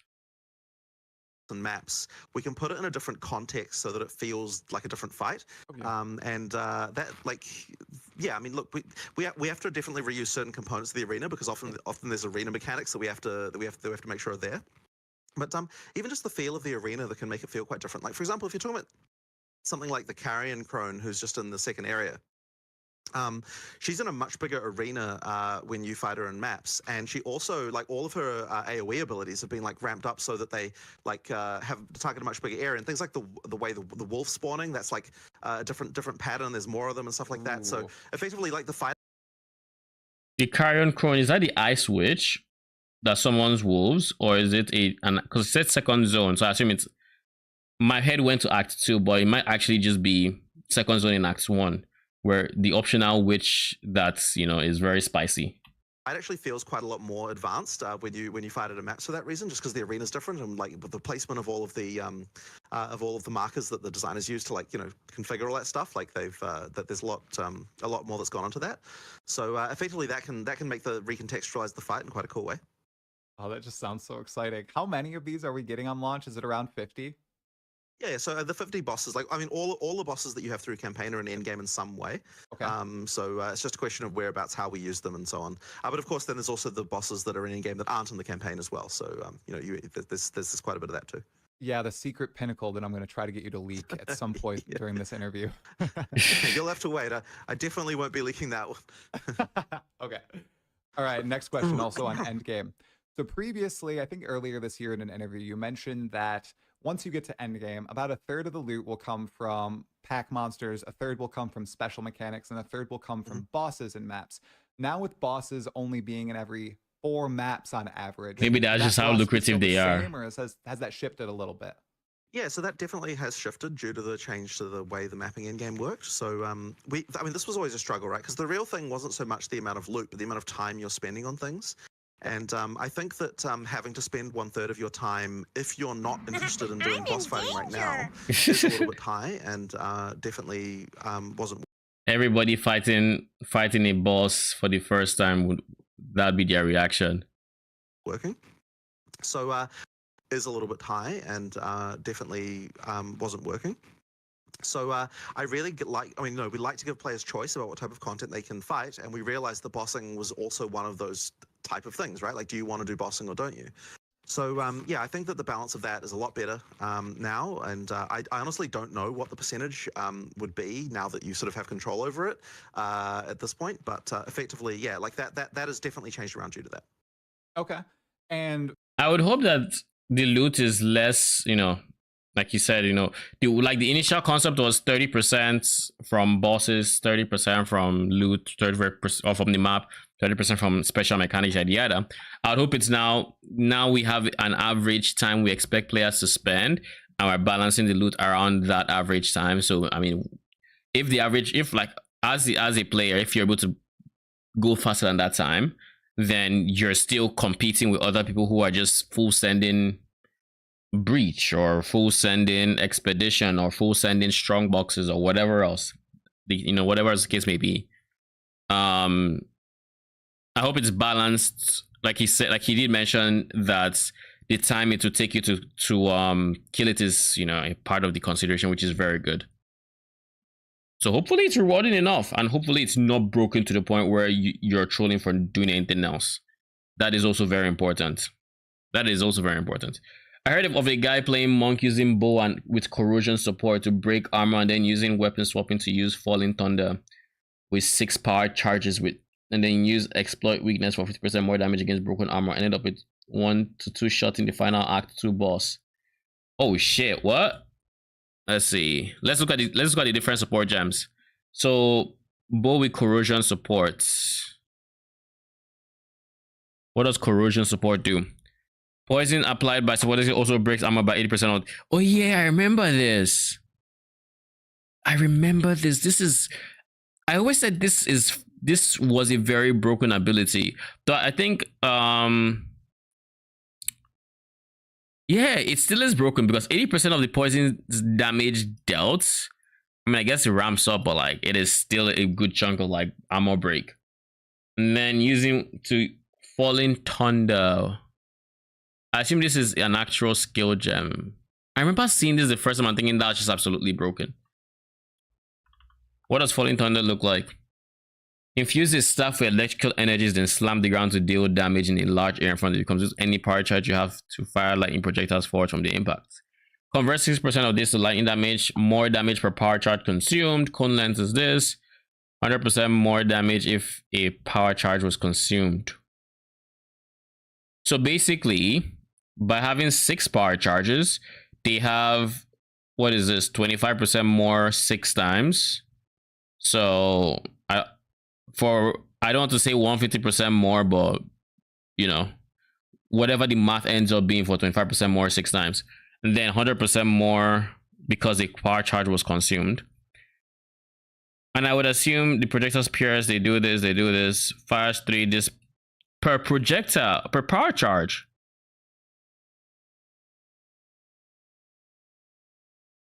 So there are 2 hits. There's the initial hits, and then there's the projectile. There is. So basically, by having 6, you're firing 18 projectiles, which all do 100% this.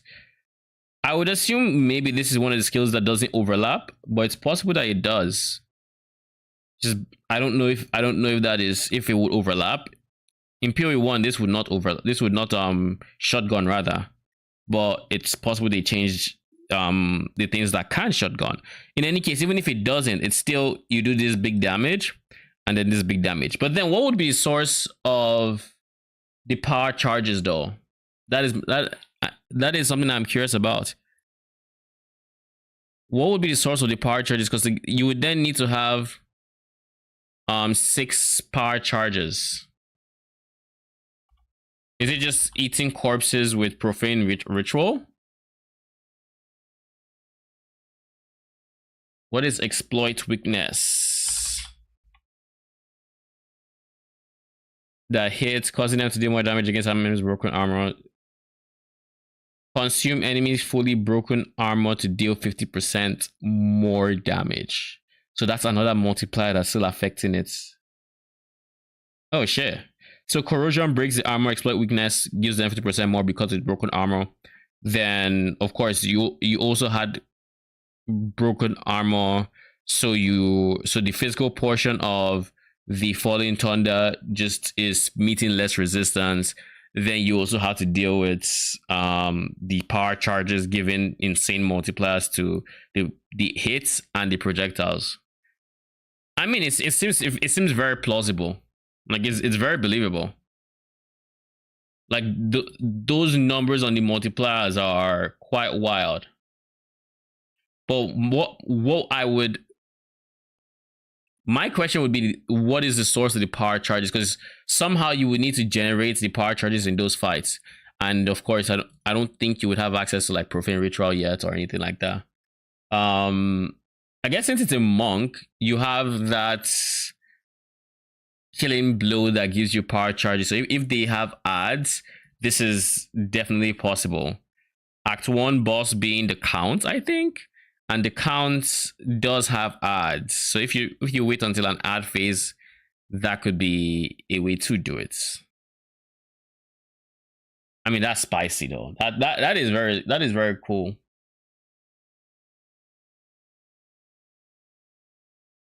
You guys think SRS will work for Essence Harvest and cast on Minion Death?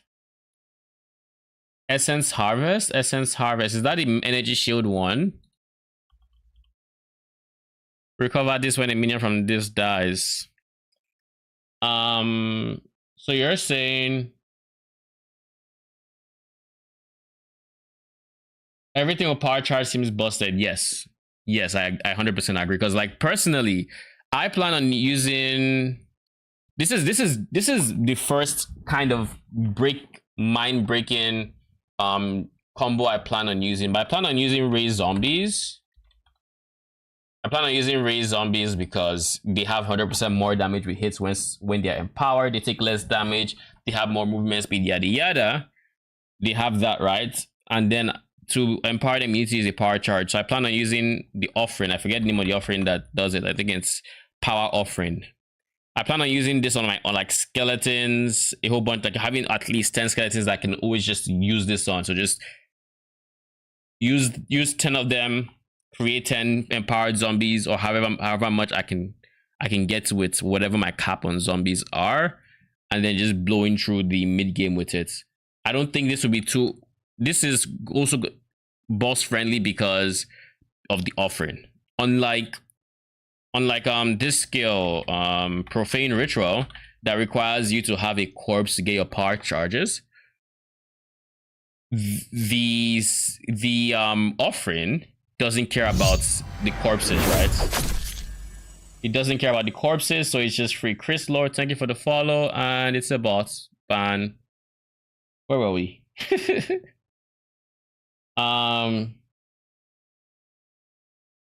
But yeah, I think getting the consistent source of power charges is going to be insane. It's going to be a very easy way of breaking or doing big damage, pretty much. You guys think so? You're for Hiroko, what you were saying, SRS with cast on Minion Death and Essence Harvest. The thing about SRS, right, is it requires it's basically. Oh, have we seen this? Oh, we haven't.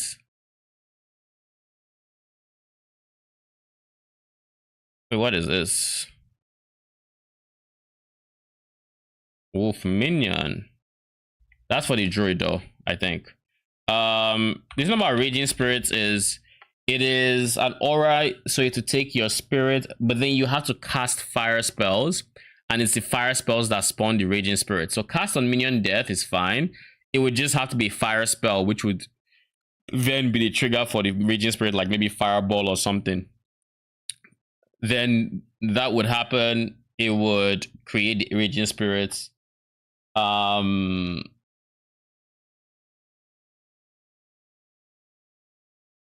Would it work as a source of mana regen engine? Is that your question? Because if that's your question, then yes, it will. You would just need to support the Raging Spirits. It'd be cast on Minion Death, it'd be Fireball and Raging Spirits most likely, or something like that, or it'd be Raging Spirits, Minion instability support, do whatever you need to do, maybe Infernal Legion, yada yada. Then you create a cast when Minion Death support that would then have like the Fireball that would trigger Raging Spirits. Basically, I think that's how you would do it. think that would be the way you would set that up for if you wanted it to be a passive source of mana regen or something. The skill will be nerfed by the quadratic scaling of it. There's an issue I haven't thought at the start, but the link of PoE and PoE 2 seems pretty different. Same terms are not the same in both games. Can be really confusing really fast. What kind of terms? Like, do you have an example of a term that's the? You mean like power charges? Like, yeah, that's it. It's the same term in both games, but in PoE 2 it doesn't have an implicit effect. It doesn't just give crit chance like it does in PoE 1. It just empowers skills that can consume the charges. And I'm sure frenzy charges might be the same. I don't think we've seen what frenzy charges do. I know they're a thing, but I don't think we've seen what they do. Yeah, we haven't seen what frenzy charges do.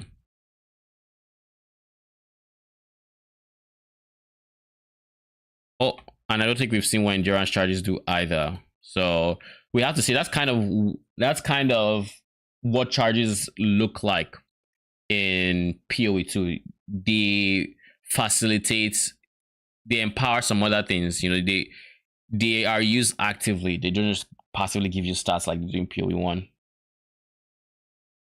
But yeah, for power charges, power offering would be the source of a very consistent source of power charges. The thing is, the shortcoming of power offering comes in its wording, and that is if you read it, it says the bone spike itself is a minion, and if it dies, the extraction is interrupted and you will not gain a power charge.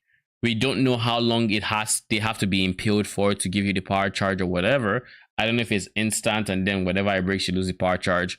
But if it is instant, then what you would do is you'd use one offering, then you summon your zombie. It wouldn't require a corpse or anything, so you just summon your empowered zombie, and then you don't have to worry about that one spike dying anymore because you've used the power charge. But I kind of think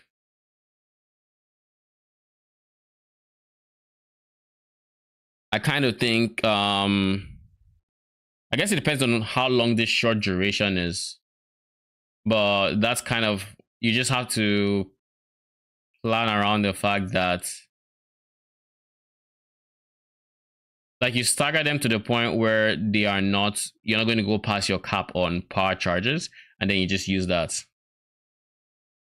The cast time of the offering they showed looked concerning. Which of them? When it comes to power offering, I don't remember seeing it, but I remember seeing pain offering, and that was fine.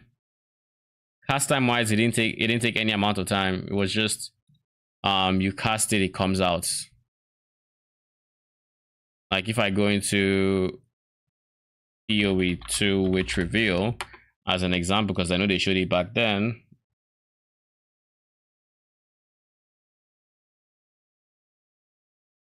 I'm certainly not supposed to be here. How? And then we go to the point where we talk about offerings, which is like here, maybe. The one I've just used here is called. Yeah, it's surprising I actually got the exact timing. These let you impale one of your skeletons on a big spike of bone in order to buff all of your other minions. Why does this look slow? Why is it choppy? What's happening? Is it the quality? Can't be the quality, right? Of bone in order to buff all. But yeah, like it doesn't look like this is one skill. That's the cast. It didn't look like it was. It didn't look like it took any amount of time to cast. It just almost like it's not an instant cast ball. There was barely any luck there. It was just done. Like that small. That was the short cast time.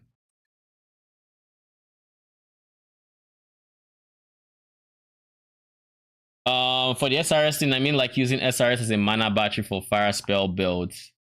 Yeah, 100% it works. Like they are minions. There's no reason why it wouldn't work.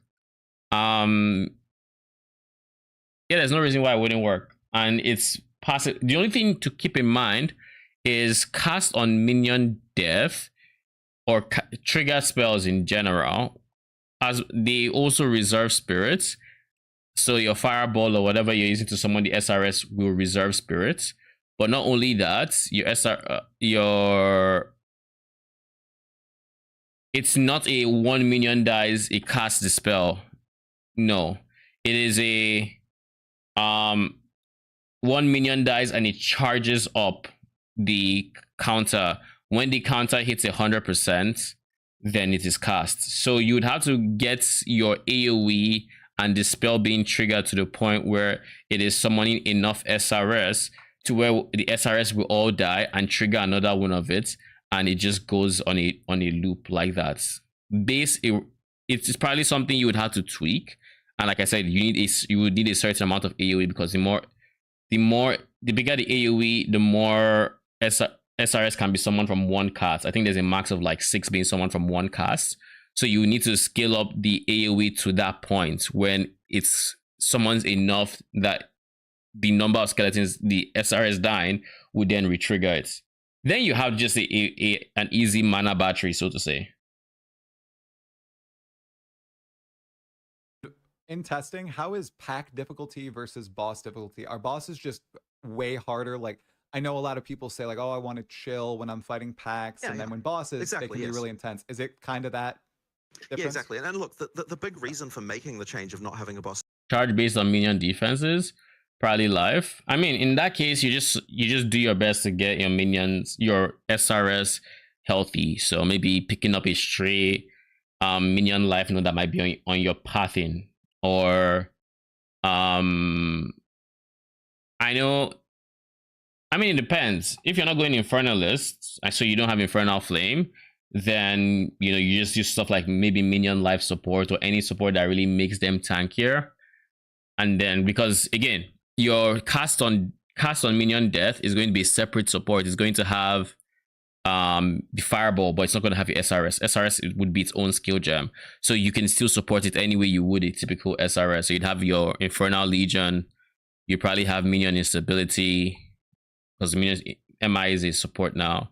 Then you would just have like minion life and anything else that says it's increasing your minion life if it's based on the life, and then you just go from there. And also, you would also want to put AoE on the spell that's supposed to trigger the SRS so that you get more and all of that. It might end up feeling like word loop, in that you might have to get a very delicate balance between all these different systems, but when you do, it's very satisfying. That is what my expectation for it would be. It's not going to be easy to set up, but when you do set it up, it's going to feel really, really comfortable. Then you can maybe optimize it by just getting SRS dying faster, so it casts it more. So, and then all of these things. There are of course going to be ways to fine tune it past that. Area was literally for this, right? To make it so that we can make the bosses actually hard relative to relative to the pack difficulty, because that's what sort of that sort of maintains the integrity of the combat system, if you will, because like that's where you really have to get into the detail, like really concentrating and like actually using all your abilities to the maximum.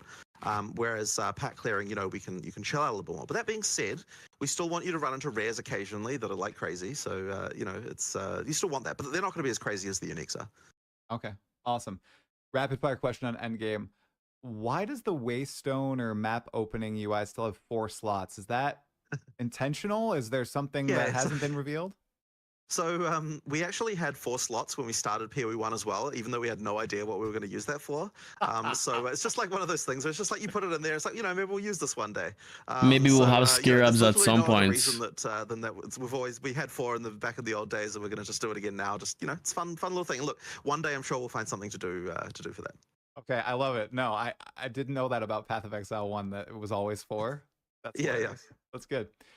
All right, another one that could be a little long. I'm not sure. Maybe it's PM. So it sounds like there are currently 4 tiers of endgame boss or endgame encounters, but technically, from what we saw from the Atlas passive trees, we can get +5 to those encounter levels. Right. Is the 5th tier meaningless, or is there an extra secret tier? So what happened there is I'm a programmer, so I always count from 0. So when I say difficulty 4, it's like the first difficulty is difficulty 0, and then you've got 1, 2, 3, 4. So there's technically 5 difficulty tiers there, but I referred to the top one as difficulty 4. So maybe the players will refer to that a different way than I am. But okay, yeah, that's just what that is. Now, ironically, I counted the difficulties in the exact same way, and I just didn't process that it was actually 5 difficulties. because the base difficulty is difficulty 0. I actually counted the exact same way, where it's like there's difficulty 1, 2, 3, 4, but then you have a base difficulty that's just 0. Do non-programmers did they think it was like, is that different for people who don't program? I feel like that was just normal. It was like base and then 1, 2, 3, 4. I don't know. I feel like it's just like people would just think that way naturally. Sextants, and I'm the one that's coping. Am I really the coper here? Like, I don't think there's a universe where A, we get sextants, or B, they would work in the map device slot. Like, scarabs are more likely. Why wouldn't you just go scarabs instead of sextants? Because scarabs are basically what sextants wear. Just saying. I don't think I'm the cooper here. Rest assured they will recycle everything they could for people run. That could make a cheap, easy league. I mean, honestly, what I think, if I had to predict what GGG would do, it would be they would release past leagues and new leagues in expansion. So they would add leagues from PoE 1 as well as add new content. So like, let's say the first expansion after early access, they could add Harbingers and Bestiary as an example. Make 2.0 for them, but then they also make the league mechanic for that league. So it's a case of they slowly bring the past to the present, as well as add new stuff on top of it. That's my guess.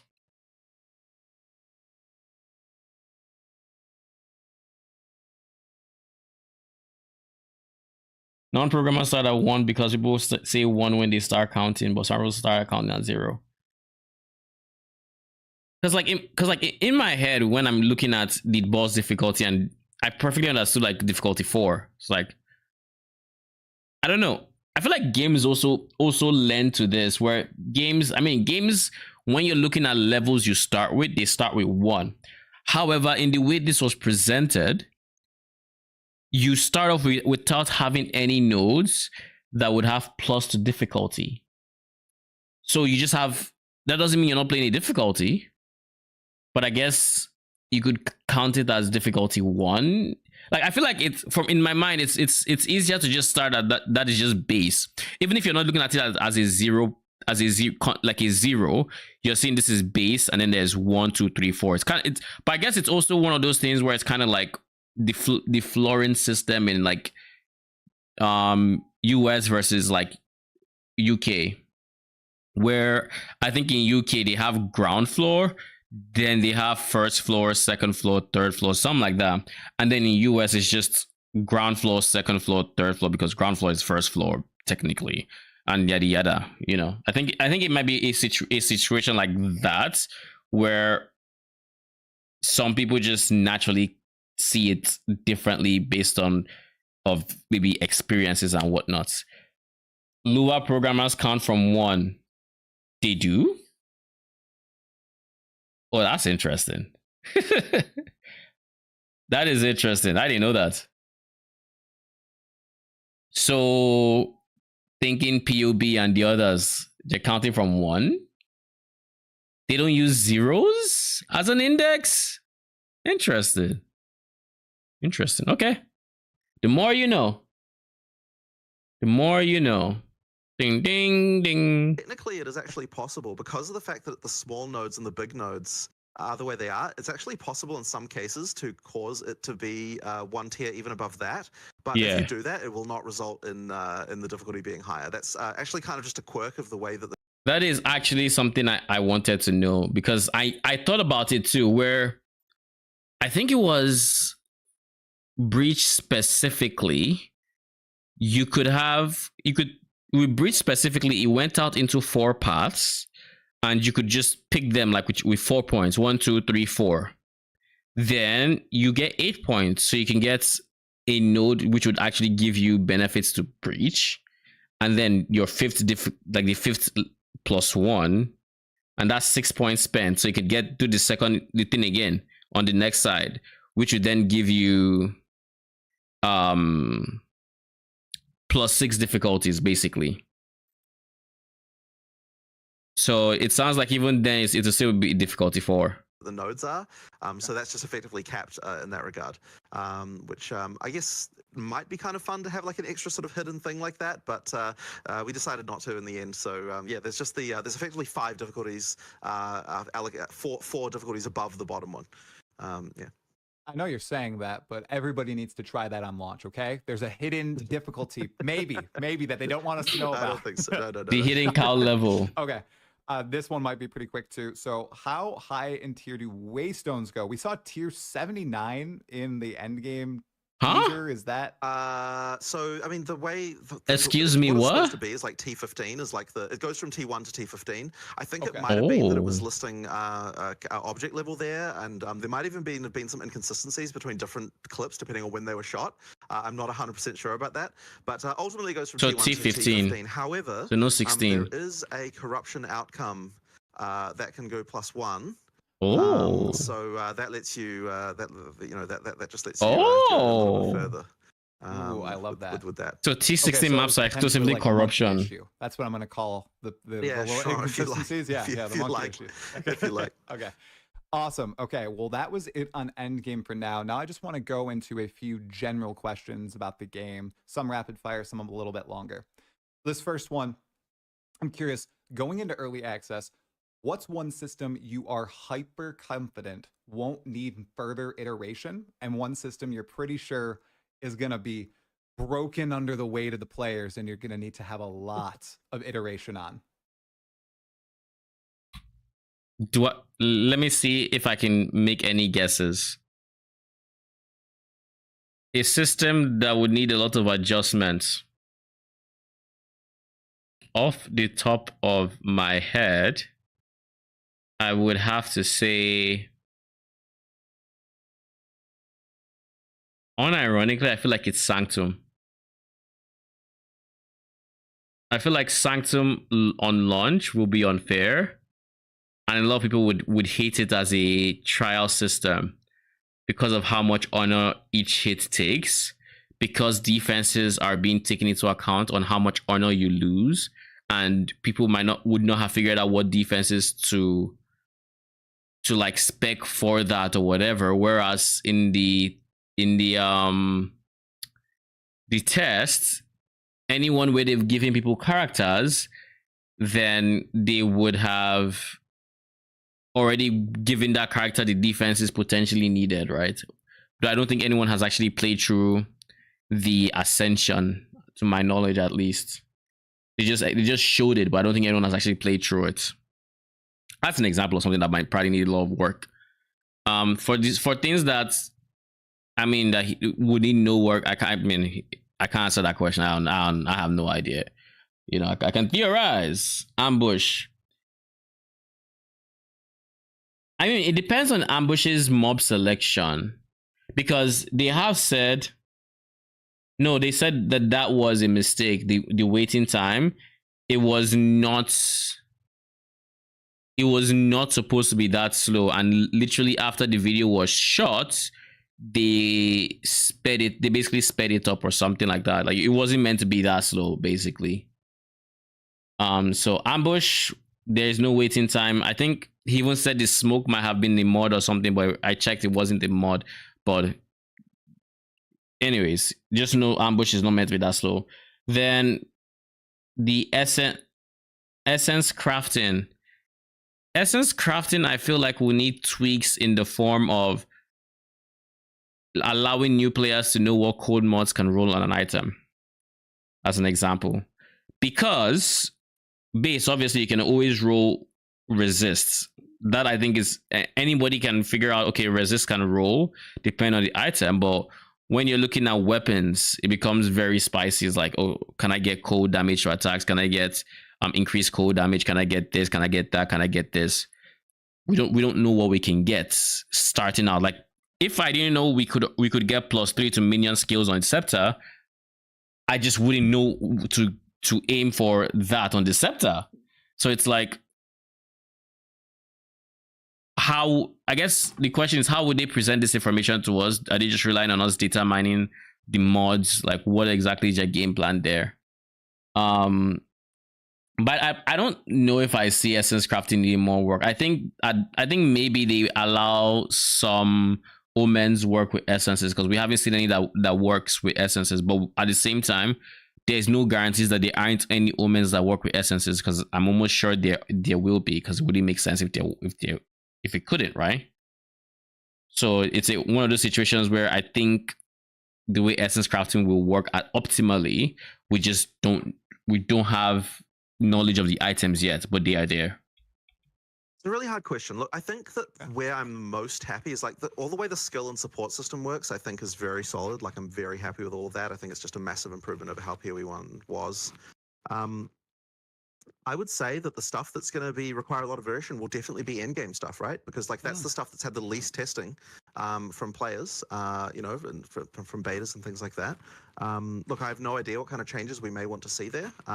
Like I'm pretty confident in it, but you know, like you never know what will happen when people actually go for that. So you know, I mean, look, yeah, there's a lot of stuff that could need changing there, and we'll just have to work on that as we see the players, as we see what the players think.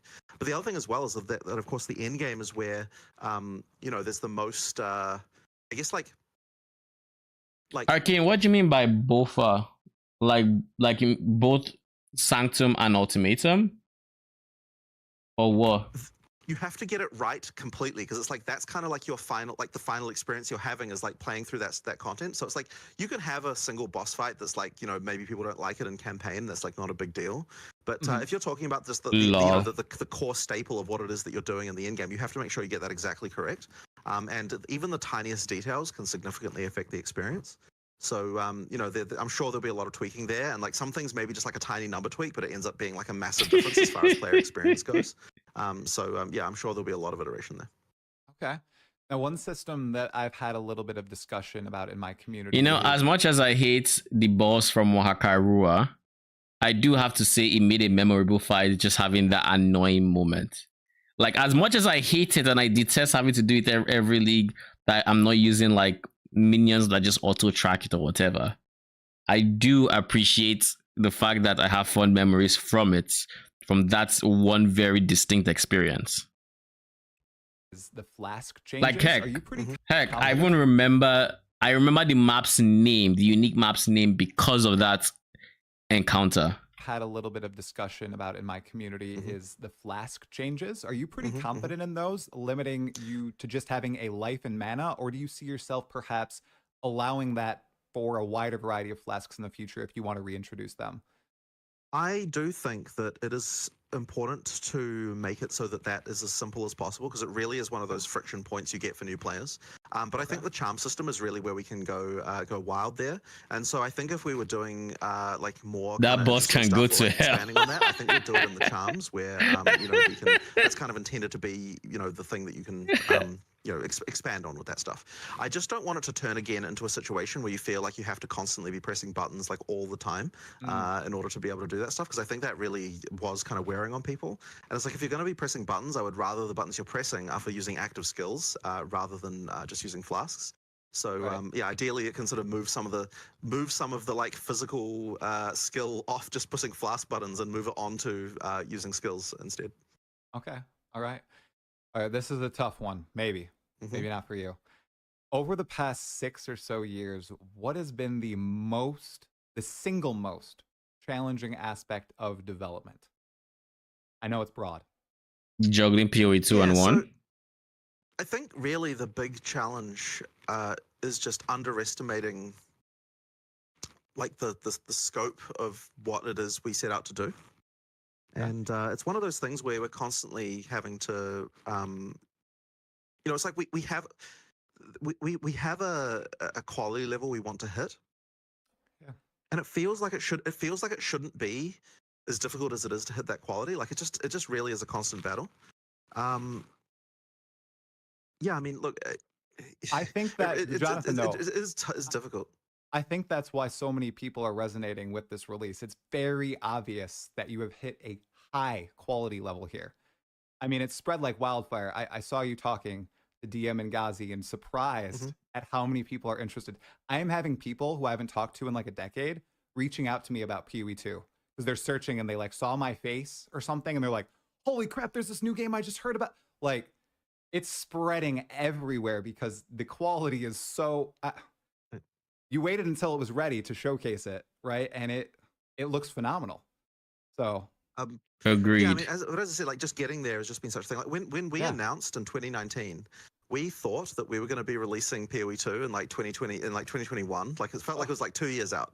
Right. And you know, like it's just yeah, it's difficult, right? Like just the yeah, and even it's like even like is it how long ago now? I'm thinking like so 20. Yeah, look, it's like the funny thing is it always feels like it's 2 years out. Like no matter how far deep into development, like no matter how far away it is, it's always like because 2 years feels like forever, right?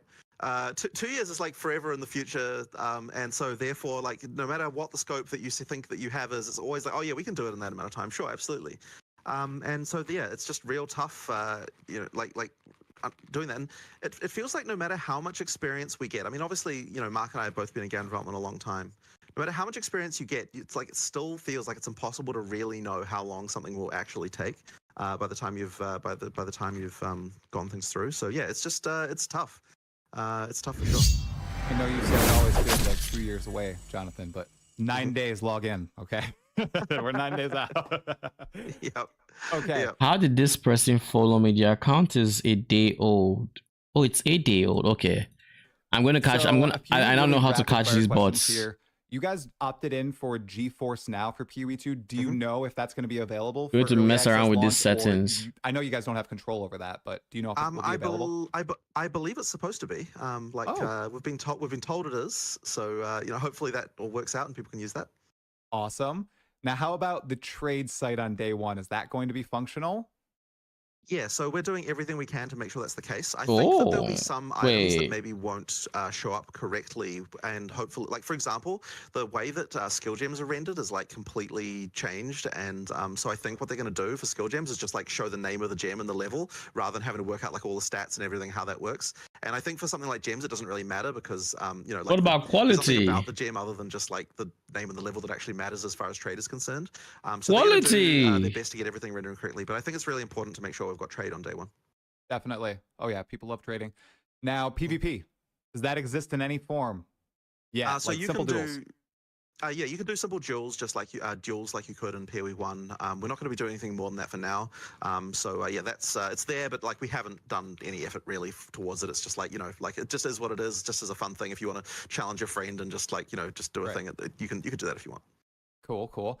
Now, in the second run through of the campaign, Cruel, do bosses once again drop permanent buffs as they will on the first run through for those optional bosses, or are none of those available in the second run through? Yep, so the second run through, it definitely does have that. So yeah, you're going to want to look for those as well. I believe that for them, that some of them are the same and some of them are different. So you'll have to look around through the map to see what's going on with that. Oh, okay. Curious. Now, this one is, I want to be gentle with it, but it's something that a lot of people have talked about in the past. There is an MTX that is audio based that plays in towns, and everyone wants to hear the sweet songs of Camille when they go into the Clearfell encampment. Is there any way that you guys are thinking about maybe an audio slider for MTX or something like an audio adjustment? Maybe, they shall hear the goblins. Is that on your radar? I mean, it's something that I've heard complaints about recently, so it's something that we might have to think about, but I can't say I've got a solution for it right now. By the way, just one question, speaking of audio, do you hear like a loud beeping, or is that just on my end? That is just on your end. Chat, Okay, sure, do we fair hear a loud beeping? He doesn't know how to handle that slow ball, lol. Let's see. No beeping. It's on your end. Right, is everything cool, okay good. at the GGT office? I think it's fine. It's just coming through my headset, so I'm not sure what's going. It's all right. It's fine. I'll just ignore it. They're telling you to not talk about the goblins.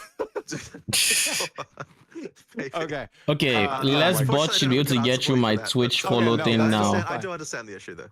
Okay. Yeah. Now, oh, sorry. Items. So, in the last time people got their hands on PoE 2, we saw obviously the tiers, which you talked about, and can't wait to get my hands on that. We also saw items dropping with terms like advanced, expert, and ultimate. Are those related to tiers, or what is that? So the reason why Gazzy that and is DM because, asked this, I think. So we didn't want to release. So what we've done. When you see the bigger ones like the ultimates, you know they have good stats. Basically, is it TLDR? I think. PoE 2 is that all of the acts, they have a much more like the items that you find in each act are like way more related to the content of that act. So like as soon as you go to the desert, you're going to be finding like all of these like Marrakech themed items and so on. So for Act 4 and 5 and 6. We've obviously got a whole big set of base types that are all like, you know, related to those things. And so what we did was we're like, okay, we don't really want to like just have those dropping now because they kind of don't make sense for the content you're in. So what we decided to do was effectively make a duplicate of the base types that goes into the second set of difficulty, in second difficulty. And that way we can drop all of those there. And then that will mean that we just don't have the we don't have that we don't have to release all of that stuff now, and then effectively at the point when we release the acts, we'll effectively also release the base types at the same time, and those base types will get replaced by the and the art and everything will get replaced by the new base types that we've already got. So okay. yeah, that's effectively the what's going on with that. Now, in in-game, there are some base types that relate to just in-game. I'm not 100% sure exactly what the situation is with regard to the art stuff that they've done there, but is he answering the question that was asked, or is he answering a different question?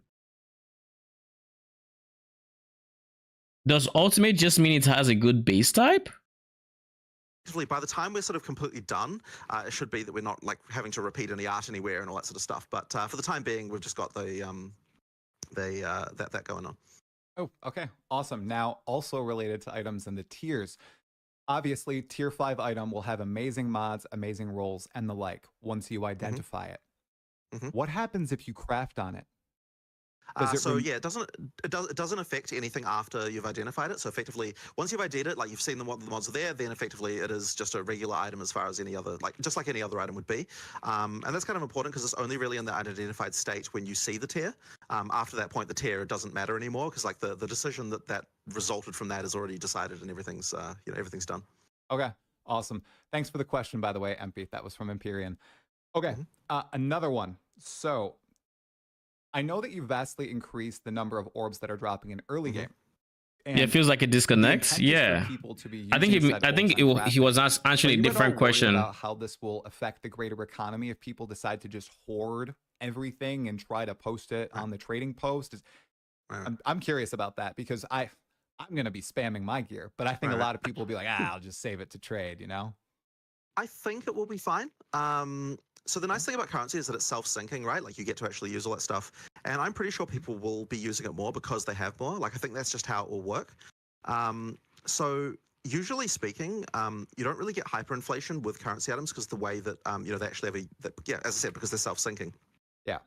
But you never know. Like we never really can tell exactly what will happen with an economy until we actually see it. But I really hope we don't have any problems from that because having the more currency in the game just definitely makes the game significantly better to play through the game. You know, I'm loving it. I just like the experience of doing all that stuff. So yeah, I really want to be able to keep that. And I think just the fact that you kind of don't have the scouring orb anymore and the way that like things are always added, like you're going to be wanting to add mods all the time. Like it's just a common thing. And there's even sort of rules like, for example, so it used to be that when you alched an item, it gave you a random set of mods from 4 to 6, but now it's always 4. So it's like there's always going to be that you want to do the alch and then the exalts.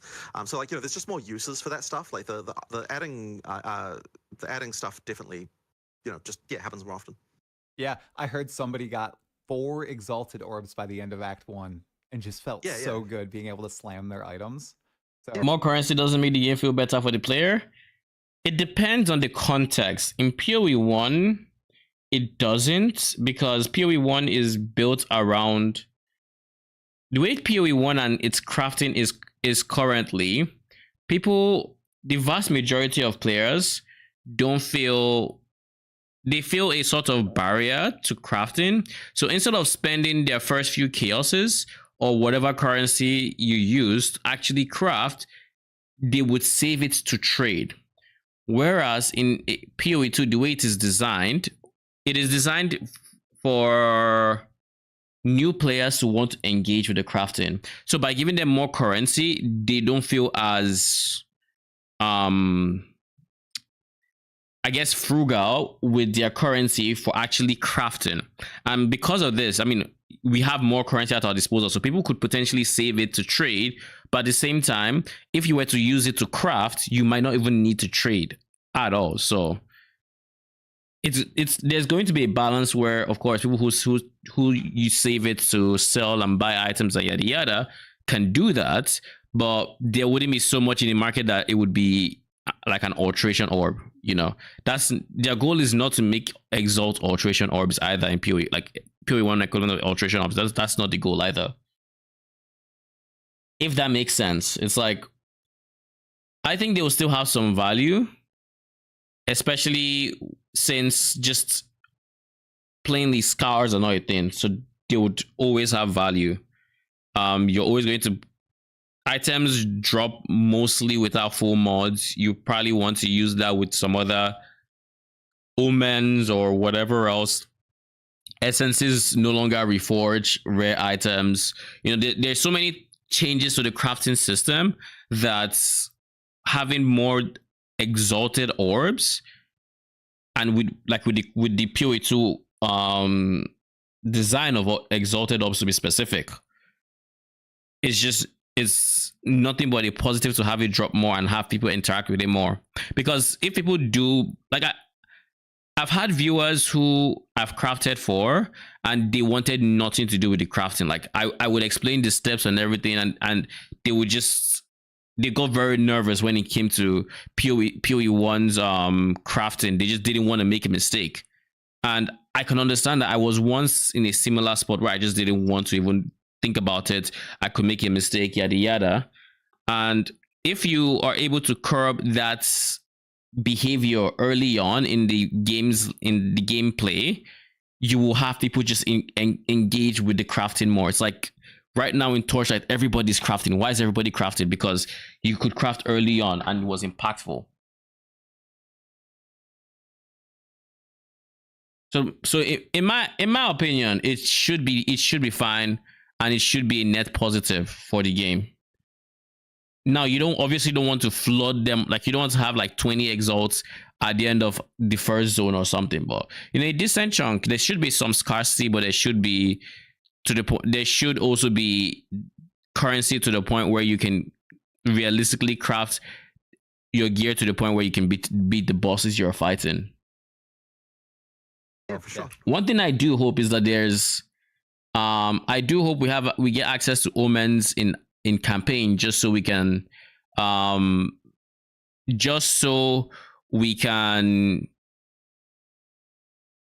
want to say meta crafts. Basically, we can more easily target certain stats. Also, the pool of stats seems more useful depending on the weapon type. Yes, exactly. When you're dealing with scepters have been made to be very minion-esque, minion focused.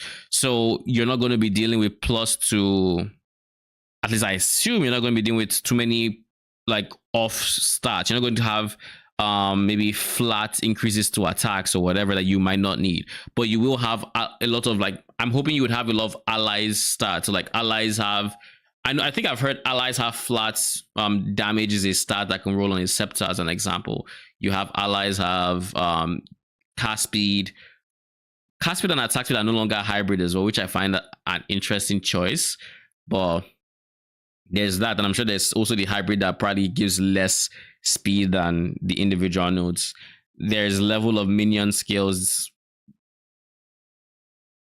You know, I don't think you would have to do with as much bloat, but like I said, the one thing I'm really hoping GGG implement in some way, shape, or form, even if you kind of have to do something to see it, is I want to be able to somehow know what the stats that can roll on a specific item are without going to a website.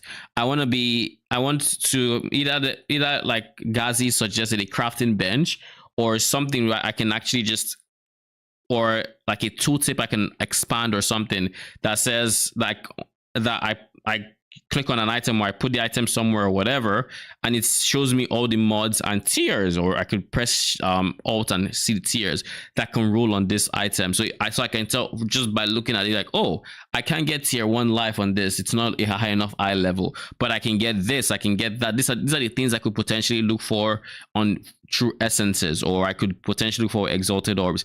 And I think that would also reduce, like, that would also cushion the barrier to entry for crafting for newer players, because before they make a craft, they can always just go check real quick, okay, what do I want out of these stats? What are the best stats for me right now from this list of stats? I think that as a feature would be invaluable for crafting, or for ease of entry into crafting. Yeah, I love that. Okay, runes. I know they're a recent addition. I had a few questions about them. First, are all runes just basic stats such as resistances and the like, or are there any spicy combinations that might remind us of fan favorite ARPG maybe later down the line? Like Rune Wars is what So you're we trying to don't have say. rune words. And the funny thing about that is that, like, I actually had a long conversation about this because, it's one of those things that everyone remembers loving.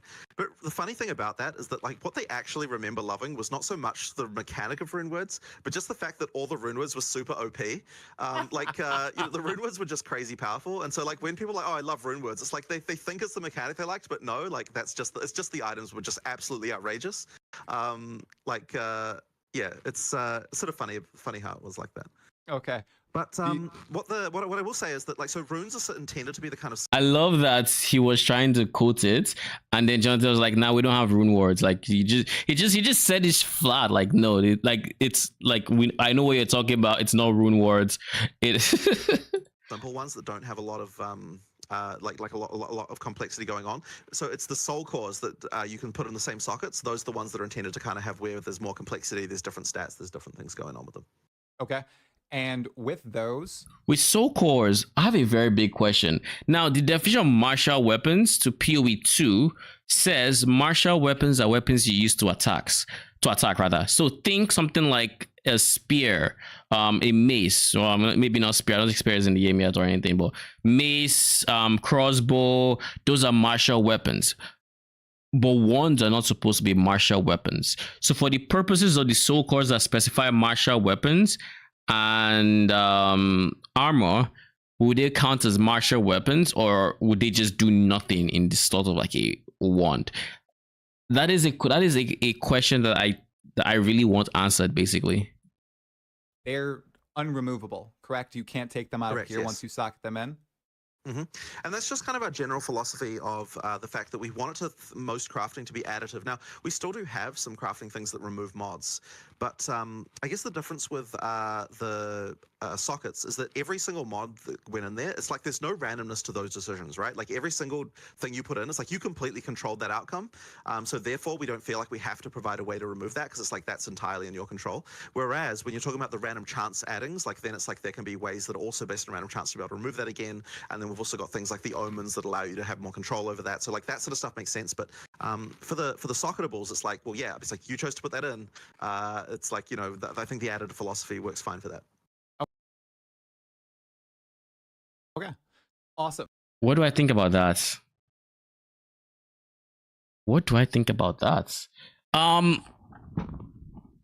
So this is an interesting one, and I think I would say I agree, but I also disagree. I agree with the fact that, yeah, you made the decision, and there should be a payout for it. There should be, I guess, an opportunity cost or something. Like, it makes sense, right? But what I don't agree with is, well, first things first, it was suggested as a way to, the rune system was suggested as a sort of replacement for the crafting bench in the form of removing or fixing holes in your build. That's, I think, the verbiage he used. Like you use that to plug holes. You need a bit of fire res as an example. You can use that with a rune and whatnot, and it works perfectly for that. However, what if this is let's give an example. I had boots that had one socket. I put fire res. I needed fire res. but then I got, I don't know, I changed my chess piece which had cold res. So now my new chess piece has fire res. So I no longer need fire res, but I need cold res. If I cannot replace the fire res with cold res, then yeah, like I made the choice earlier because I needed it earlier, but like now I don't.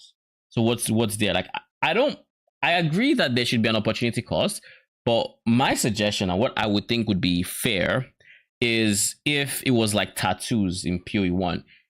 You put it there, you can destroy it. You can't get the tattoo back, but you can destroy it.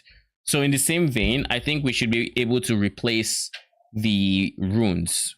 We wouldn't get the old one back, but we should be able to destroy it and put something else there.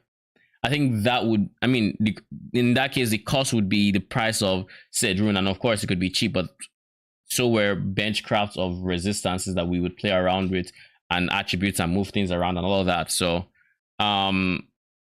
that's the way I see it anyways. I think it should be replaceable, maybe not removable, but replaceable. And while it doesn't sound like he's saying, he hasn't outrightly said they can be replaced or destroyed, it does sound like he's saying they're permanent. Like you made the choice, you know, you laid your bed, sleep in it type deal. And you know, like in the end game, there are objective correct choices when it comes to the soul cores. Like putting the soul core that gives spirit in a scepter. Nobody's going to bat an eye for it. But then you also have situations that are not so black and white. You could have a chess piece that an ES stacking chess piece, and your build in particular maybe needs I haven't seen this, but let's just say there's like reduced curse effect for whatever reason, and you need that in particular. So you put that in the chess piece. The next person who wants to buy a chess piece, or if you want to sell it, people would rather buy the chess pieces that have no soul cores in them, so they can put the thing that they would need. In this case, maybe they need more ES or they need more mana or whatever else. They would rather buy the chess pieces that have that empty slot to yours, which you've already filled, because they cannot replace it. And I don't think that should be a factor that is taken into account when you go with trading. Because like in any situation in the past where we've had like enchants or whatever, they've always been replaceable. Like even when you had to run lab for the enchants, they were always replaceable. Now you couldn't just you couldn't get them back or like itemize them or whatever, but you could replace them. That has been staple. So I'm hoping they give us some support to replacing them. Like even if there's a cost to destroy them, to then like, even if that is the case, just allow them to be replaceable. That is I think where I stand on the matter. Now 2 more questions on items here really quickly. One of them is about Splinter stack size. Now, I know we want to declutter the screen for Path of Exile 2. 300. Combat, but it looked like from the 3 fucking stack hundred. size, for example, the Breach Stone is still 300. Yeah. What's the design philosophy between like 300 stack size and 25 stack size? Click 300 times. Like in stacks. And the reason why that's important is because it means that we can have effects that say, if there's a mod that's like 10 plus 10% splinters, it means that when we drop a stack of 10, that plus 10% can actually make it a stack of 11, which so basically it's just to give granularity so that when we're dropping them, we actually can like, you know, have the mods like a plus 10% can actually be a thing that actually does something. So that's the reason why it's 300. It isn't necessarily to change like the amount of like things on the screen or the amount of the amount of duration that it takes to actually get to the boss. It's just about the granularity for mods, basically. Okay, I mean, that makes sense. Awesome. One more item question, and then just one final question for you. Thank you so much for your time, Jonathan. I really appreciate it. Will there be vendor recipes in Path of Exile 2? And if so, any examples? So we actually decided to not do the system the same way how we did it before. Okay. So I was about to say. Yeah, so basically, we no longer have the vendor recipe like idea as a concept where there's just a vendor who, where you can just do like any combination of items in the vendor. So the vendor that has that same UI is like for disenchanting. And then effectively what we've done is we've tried to pull like the different vendor recipes out into like benches or like items in the world or like NPCs with specific modes or things like that. Effectively like all of those things we want to try and make sure that they're kind of like just more discoverable than what they were in PoE 1. So like what we kind of want to do is like if we're going to do like for example, the quality recipe where you had like 40% quality and you get a whetstone. Yep. Now that we've got the salvage bench, that's like a specific bench that's able to effectively replace the thing that was doing by something that effectively serves the same function, but it's like discoverable now because you've got like a bench that's dedicated to quality and also socket currency items.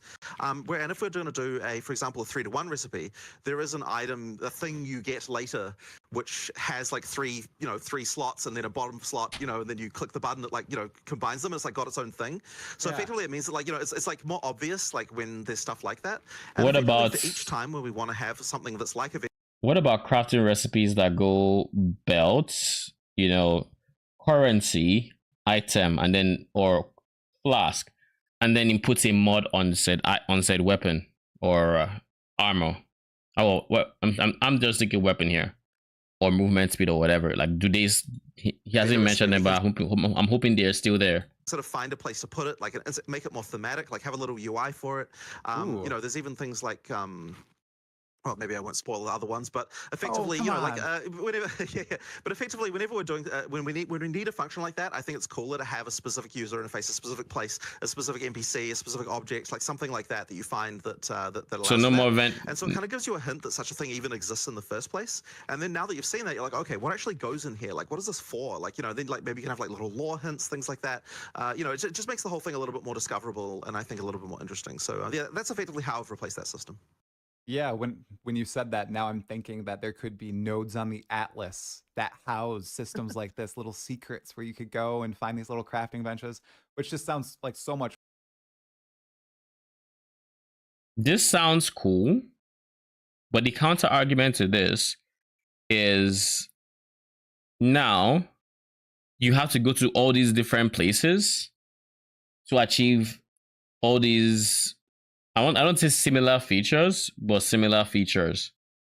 Like 3-to-1, you probably go to the same place for it, but it's a different vendor. It's a different vendor place than just changing your items to quality. And we are used to just doing everything in one spot. So while this holds true for the first time you play, there is a universe where it's nothing but downsides for people who have played up to a certain amount of time, because you just increase the amount of things you have to interact with to get shit done, basically. Fun. I know we talked about it earlier. The Atlas and the exploration aspect of it. Right. Huge W. I cannot wait to go in and just explore it. It's going to be great. Yeah. Okay, Jonathan, I've got one last question for you, and then we'll let you go. Thank you so much for your time again. No problem. I want you to give me the best single reason for everyone in the chat right now, everyone watching this VOD, to buy a supporter pack and log in on December 6th at 2 p.m. Eastern. I think that really probably the main thing that you're going to love is just fighting those bosses. The combat with them is just like so fun. They're so varied and interesting. Like I'm just like, there's a lot of them to fight. If you play on December 6th, there'll be a lot of bosses to fight, and I'm sure you're going to have a great time with them. It really is, I think, one of the things we're doing the best out of all the things we're doing. Jonathan, will you be logging in on December 6th? Of course. I mean, as soon as there's some kind of horrible fire with the servers, then I'll immediately have to probably deal with that instead. But so long as there aren't any problems, I'm going to be playing absolutely. Oh, right. Okay, that's cool. It's been great every time I talk with you. I didn't expect GGG to be playing on December 6th because there will be fires, but if they can play between fires, that's chill. It's always so smooth. I know we'll probably see some people in chats, some GGG tags in chats. Everybody appreciates your time. In global. Good luck the next 9 days. Okay? Yeah, absolutely. Thank you very much. All right. Thank you very much. I just realized something. This is a 1 hour, 3-minute interview that we just watched for 3 hours because of how much I talk. I mean, I do regret it. Oh, that was a good interview. Definitely. Regarding the things talked about, I mean, Jonathan has a lot of insight into a lot of different things. There were a few things I kind of disagreed. A few systems he talked about that I kind of disagree with. This, the biggest of which is the rune system and not being. I don't mind that they're not removable. I don't mind that they're not removable at all. But what I do mind is if they are not replaceable, which he has not outrightly said that you can't destroy them or replace them.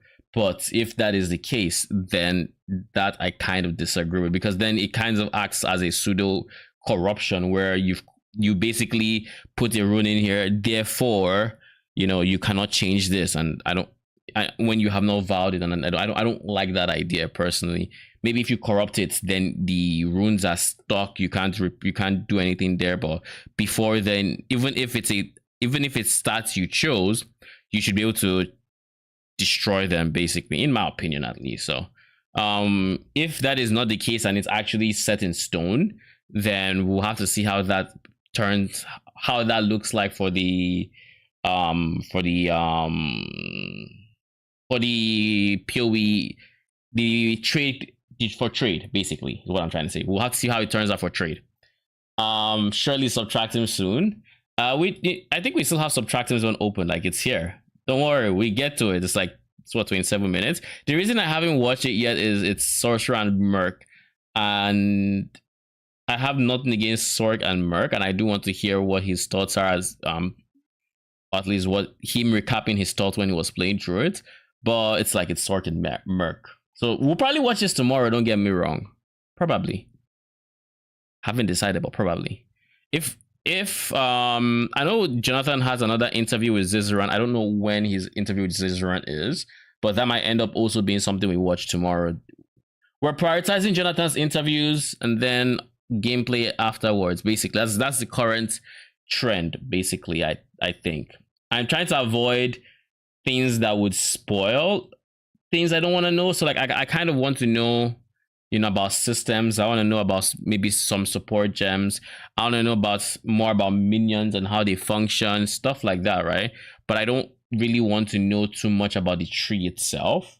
I don't really want to know too much about, like, I can accept some things from like certain, like to certain degrees, but there are also certain things I'm just like, I don't want to know, so that's, I think prioritizing the interviews keeps me away from a lot of those spoilers naturally. But we'll see. We'll probably end up watching Subtract them soon. No promises it's tomorrow, but soon. Could be tomorrow, could not be. We'll see. Well, yeah, those are my thoughts about the interview. We don't have time to watch anything else, I don't believe. It's already, yep, we don't have time for any other thing. But we'll be back tomorrow. Most likely we're going to see whoever's interview is next, or we're going to watch the Subtractive stream. I had a moment today where I kind of wanted to play PoE 1. Specifically, I wanted to play a build I theory crafted a long while ago in PoE 1, and just getting that up and running could easily buy me enough time till PoE 2. However, whenever I think about logging into PoE 1 right now, I just think, oh, it's not PoE 2. I just think to myself, oh, so you're telling me I have to grind some of these mechanics that I will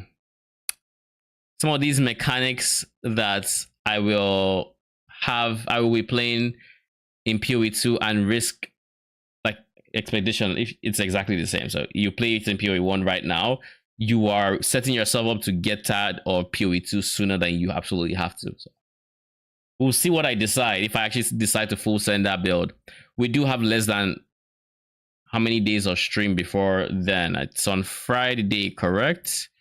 Yeah, it's on Friday. So we have 1, 2, 3, 4, 5, 6, 7, 8. We have 7 days of stream left, so basically a week worth of streams. And then after that, well, anyways, I'm gonna see you guys tomorrow. Thank you for stopping by. Appreciate everybody that spent time here. Until then,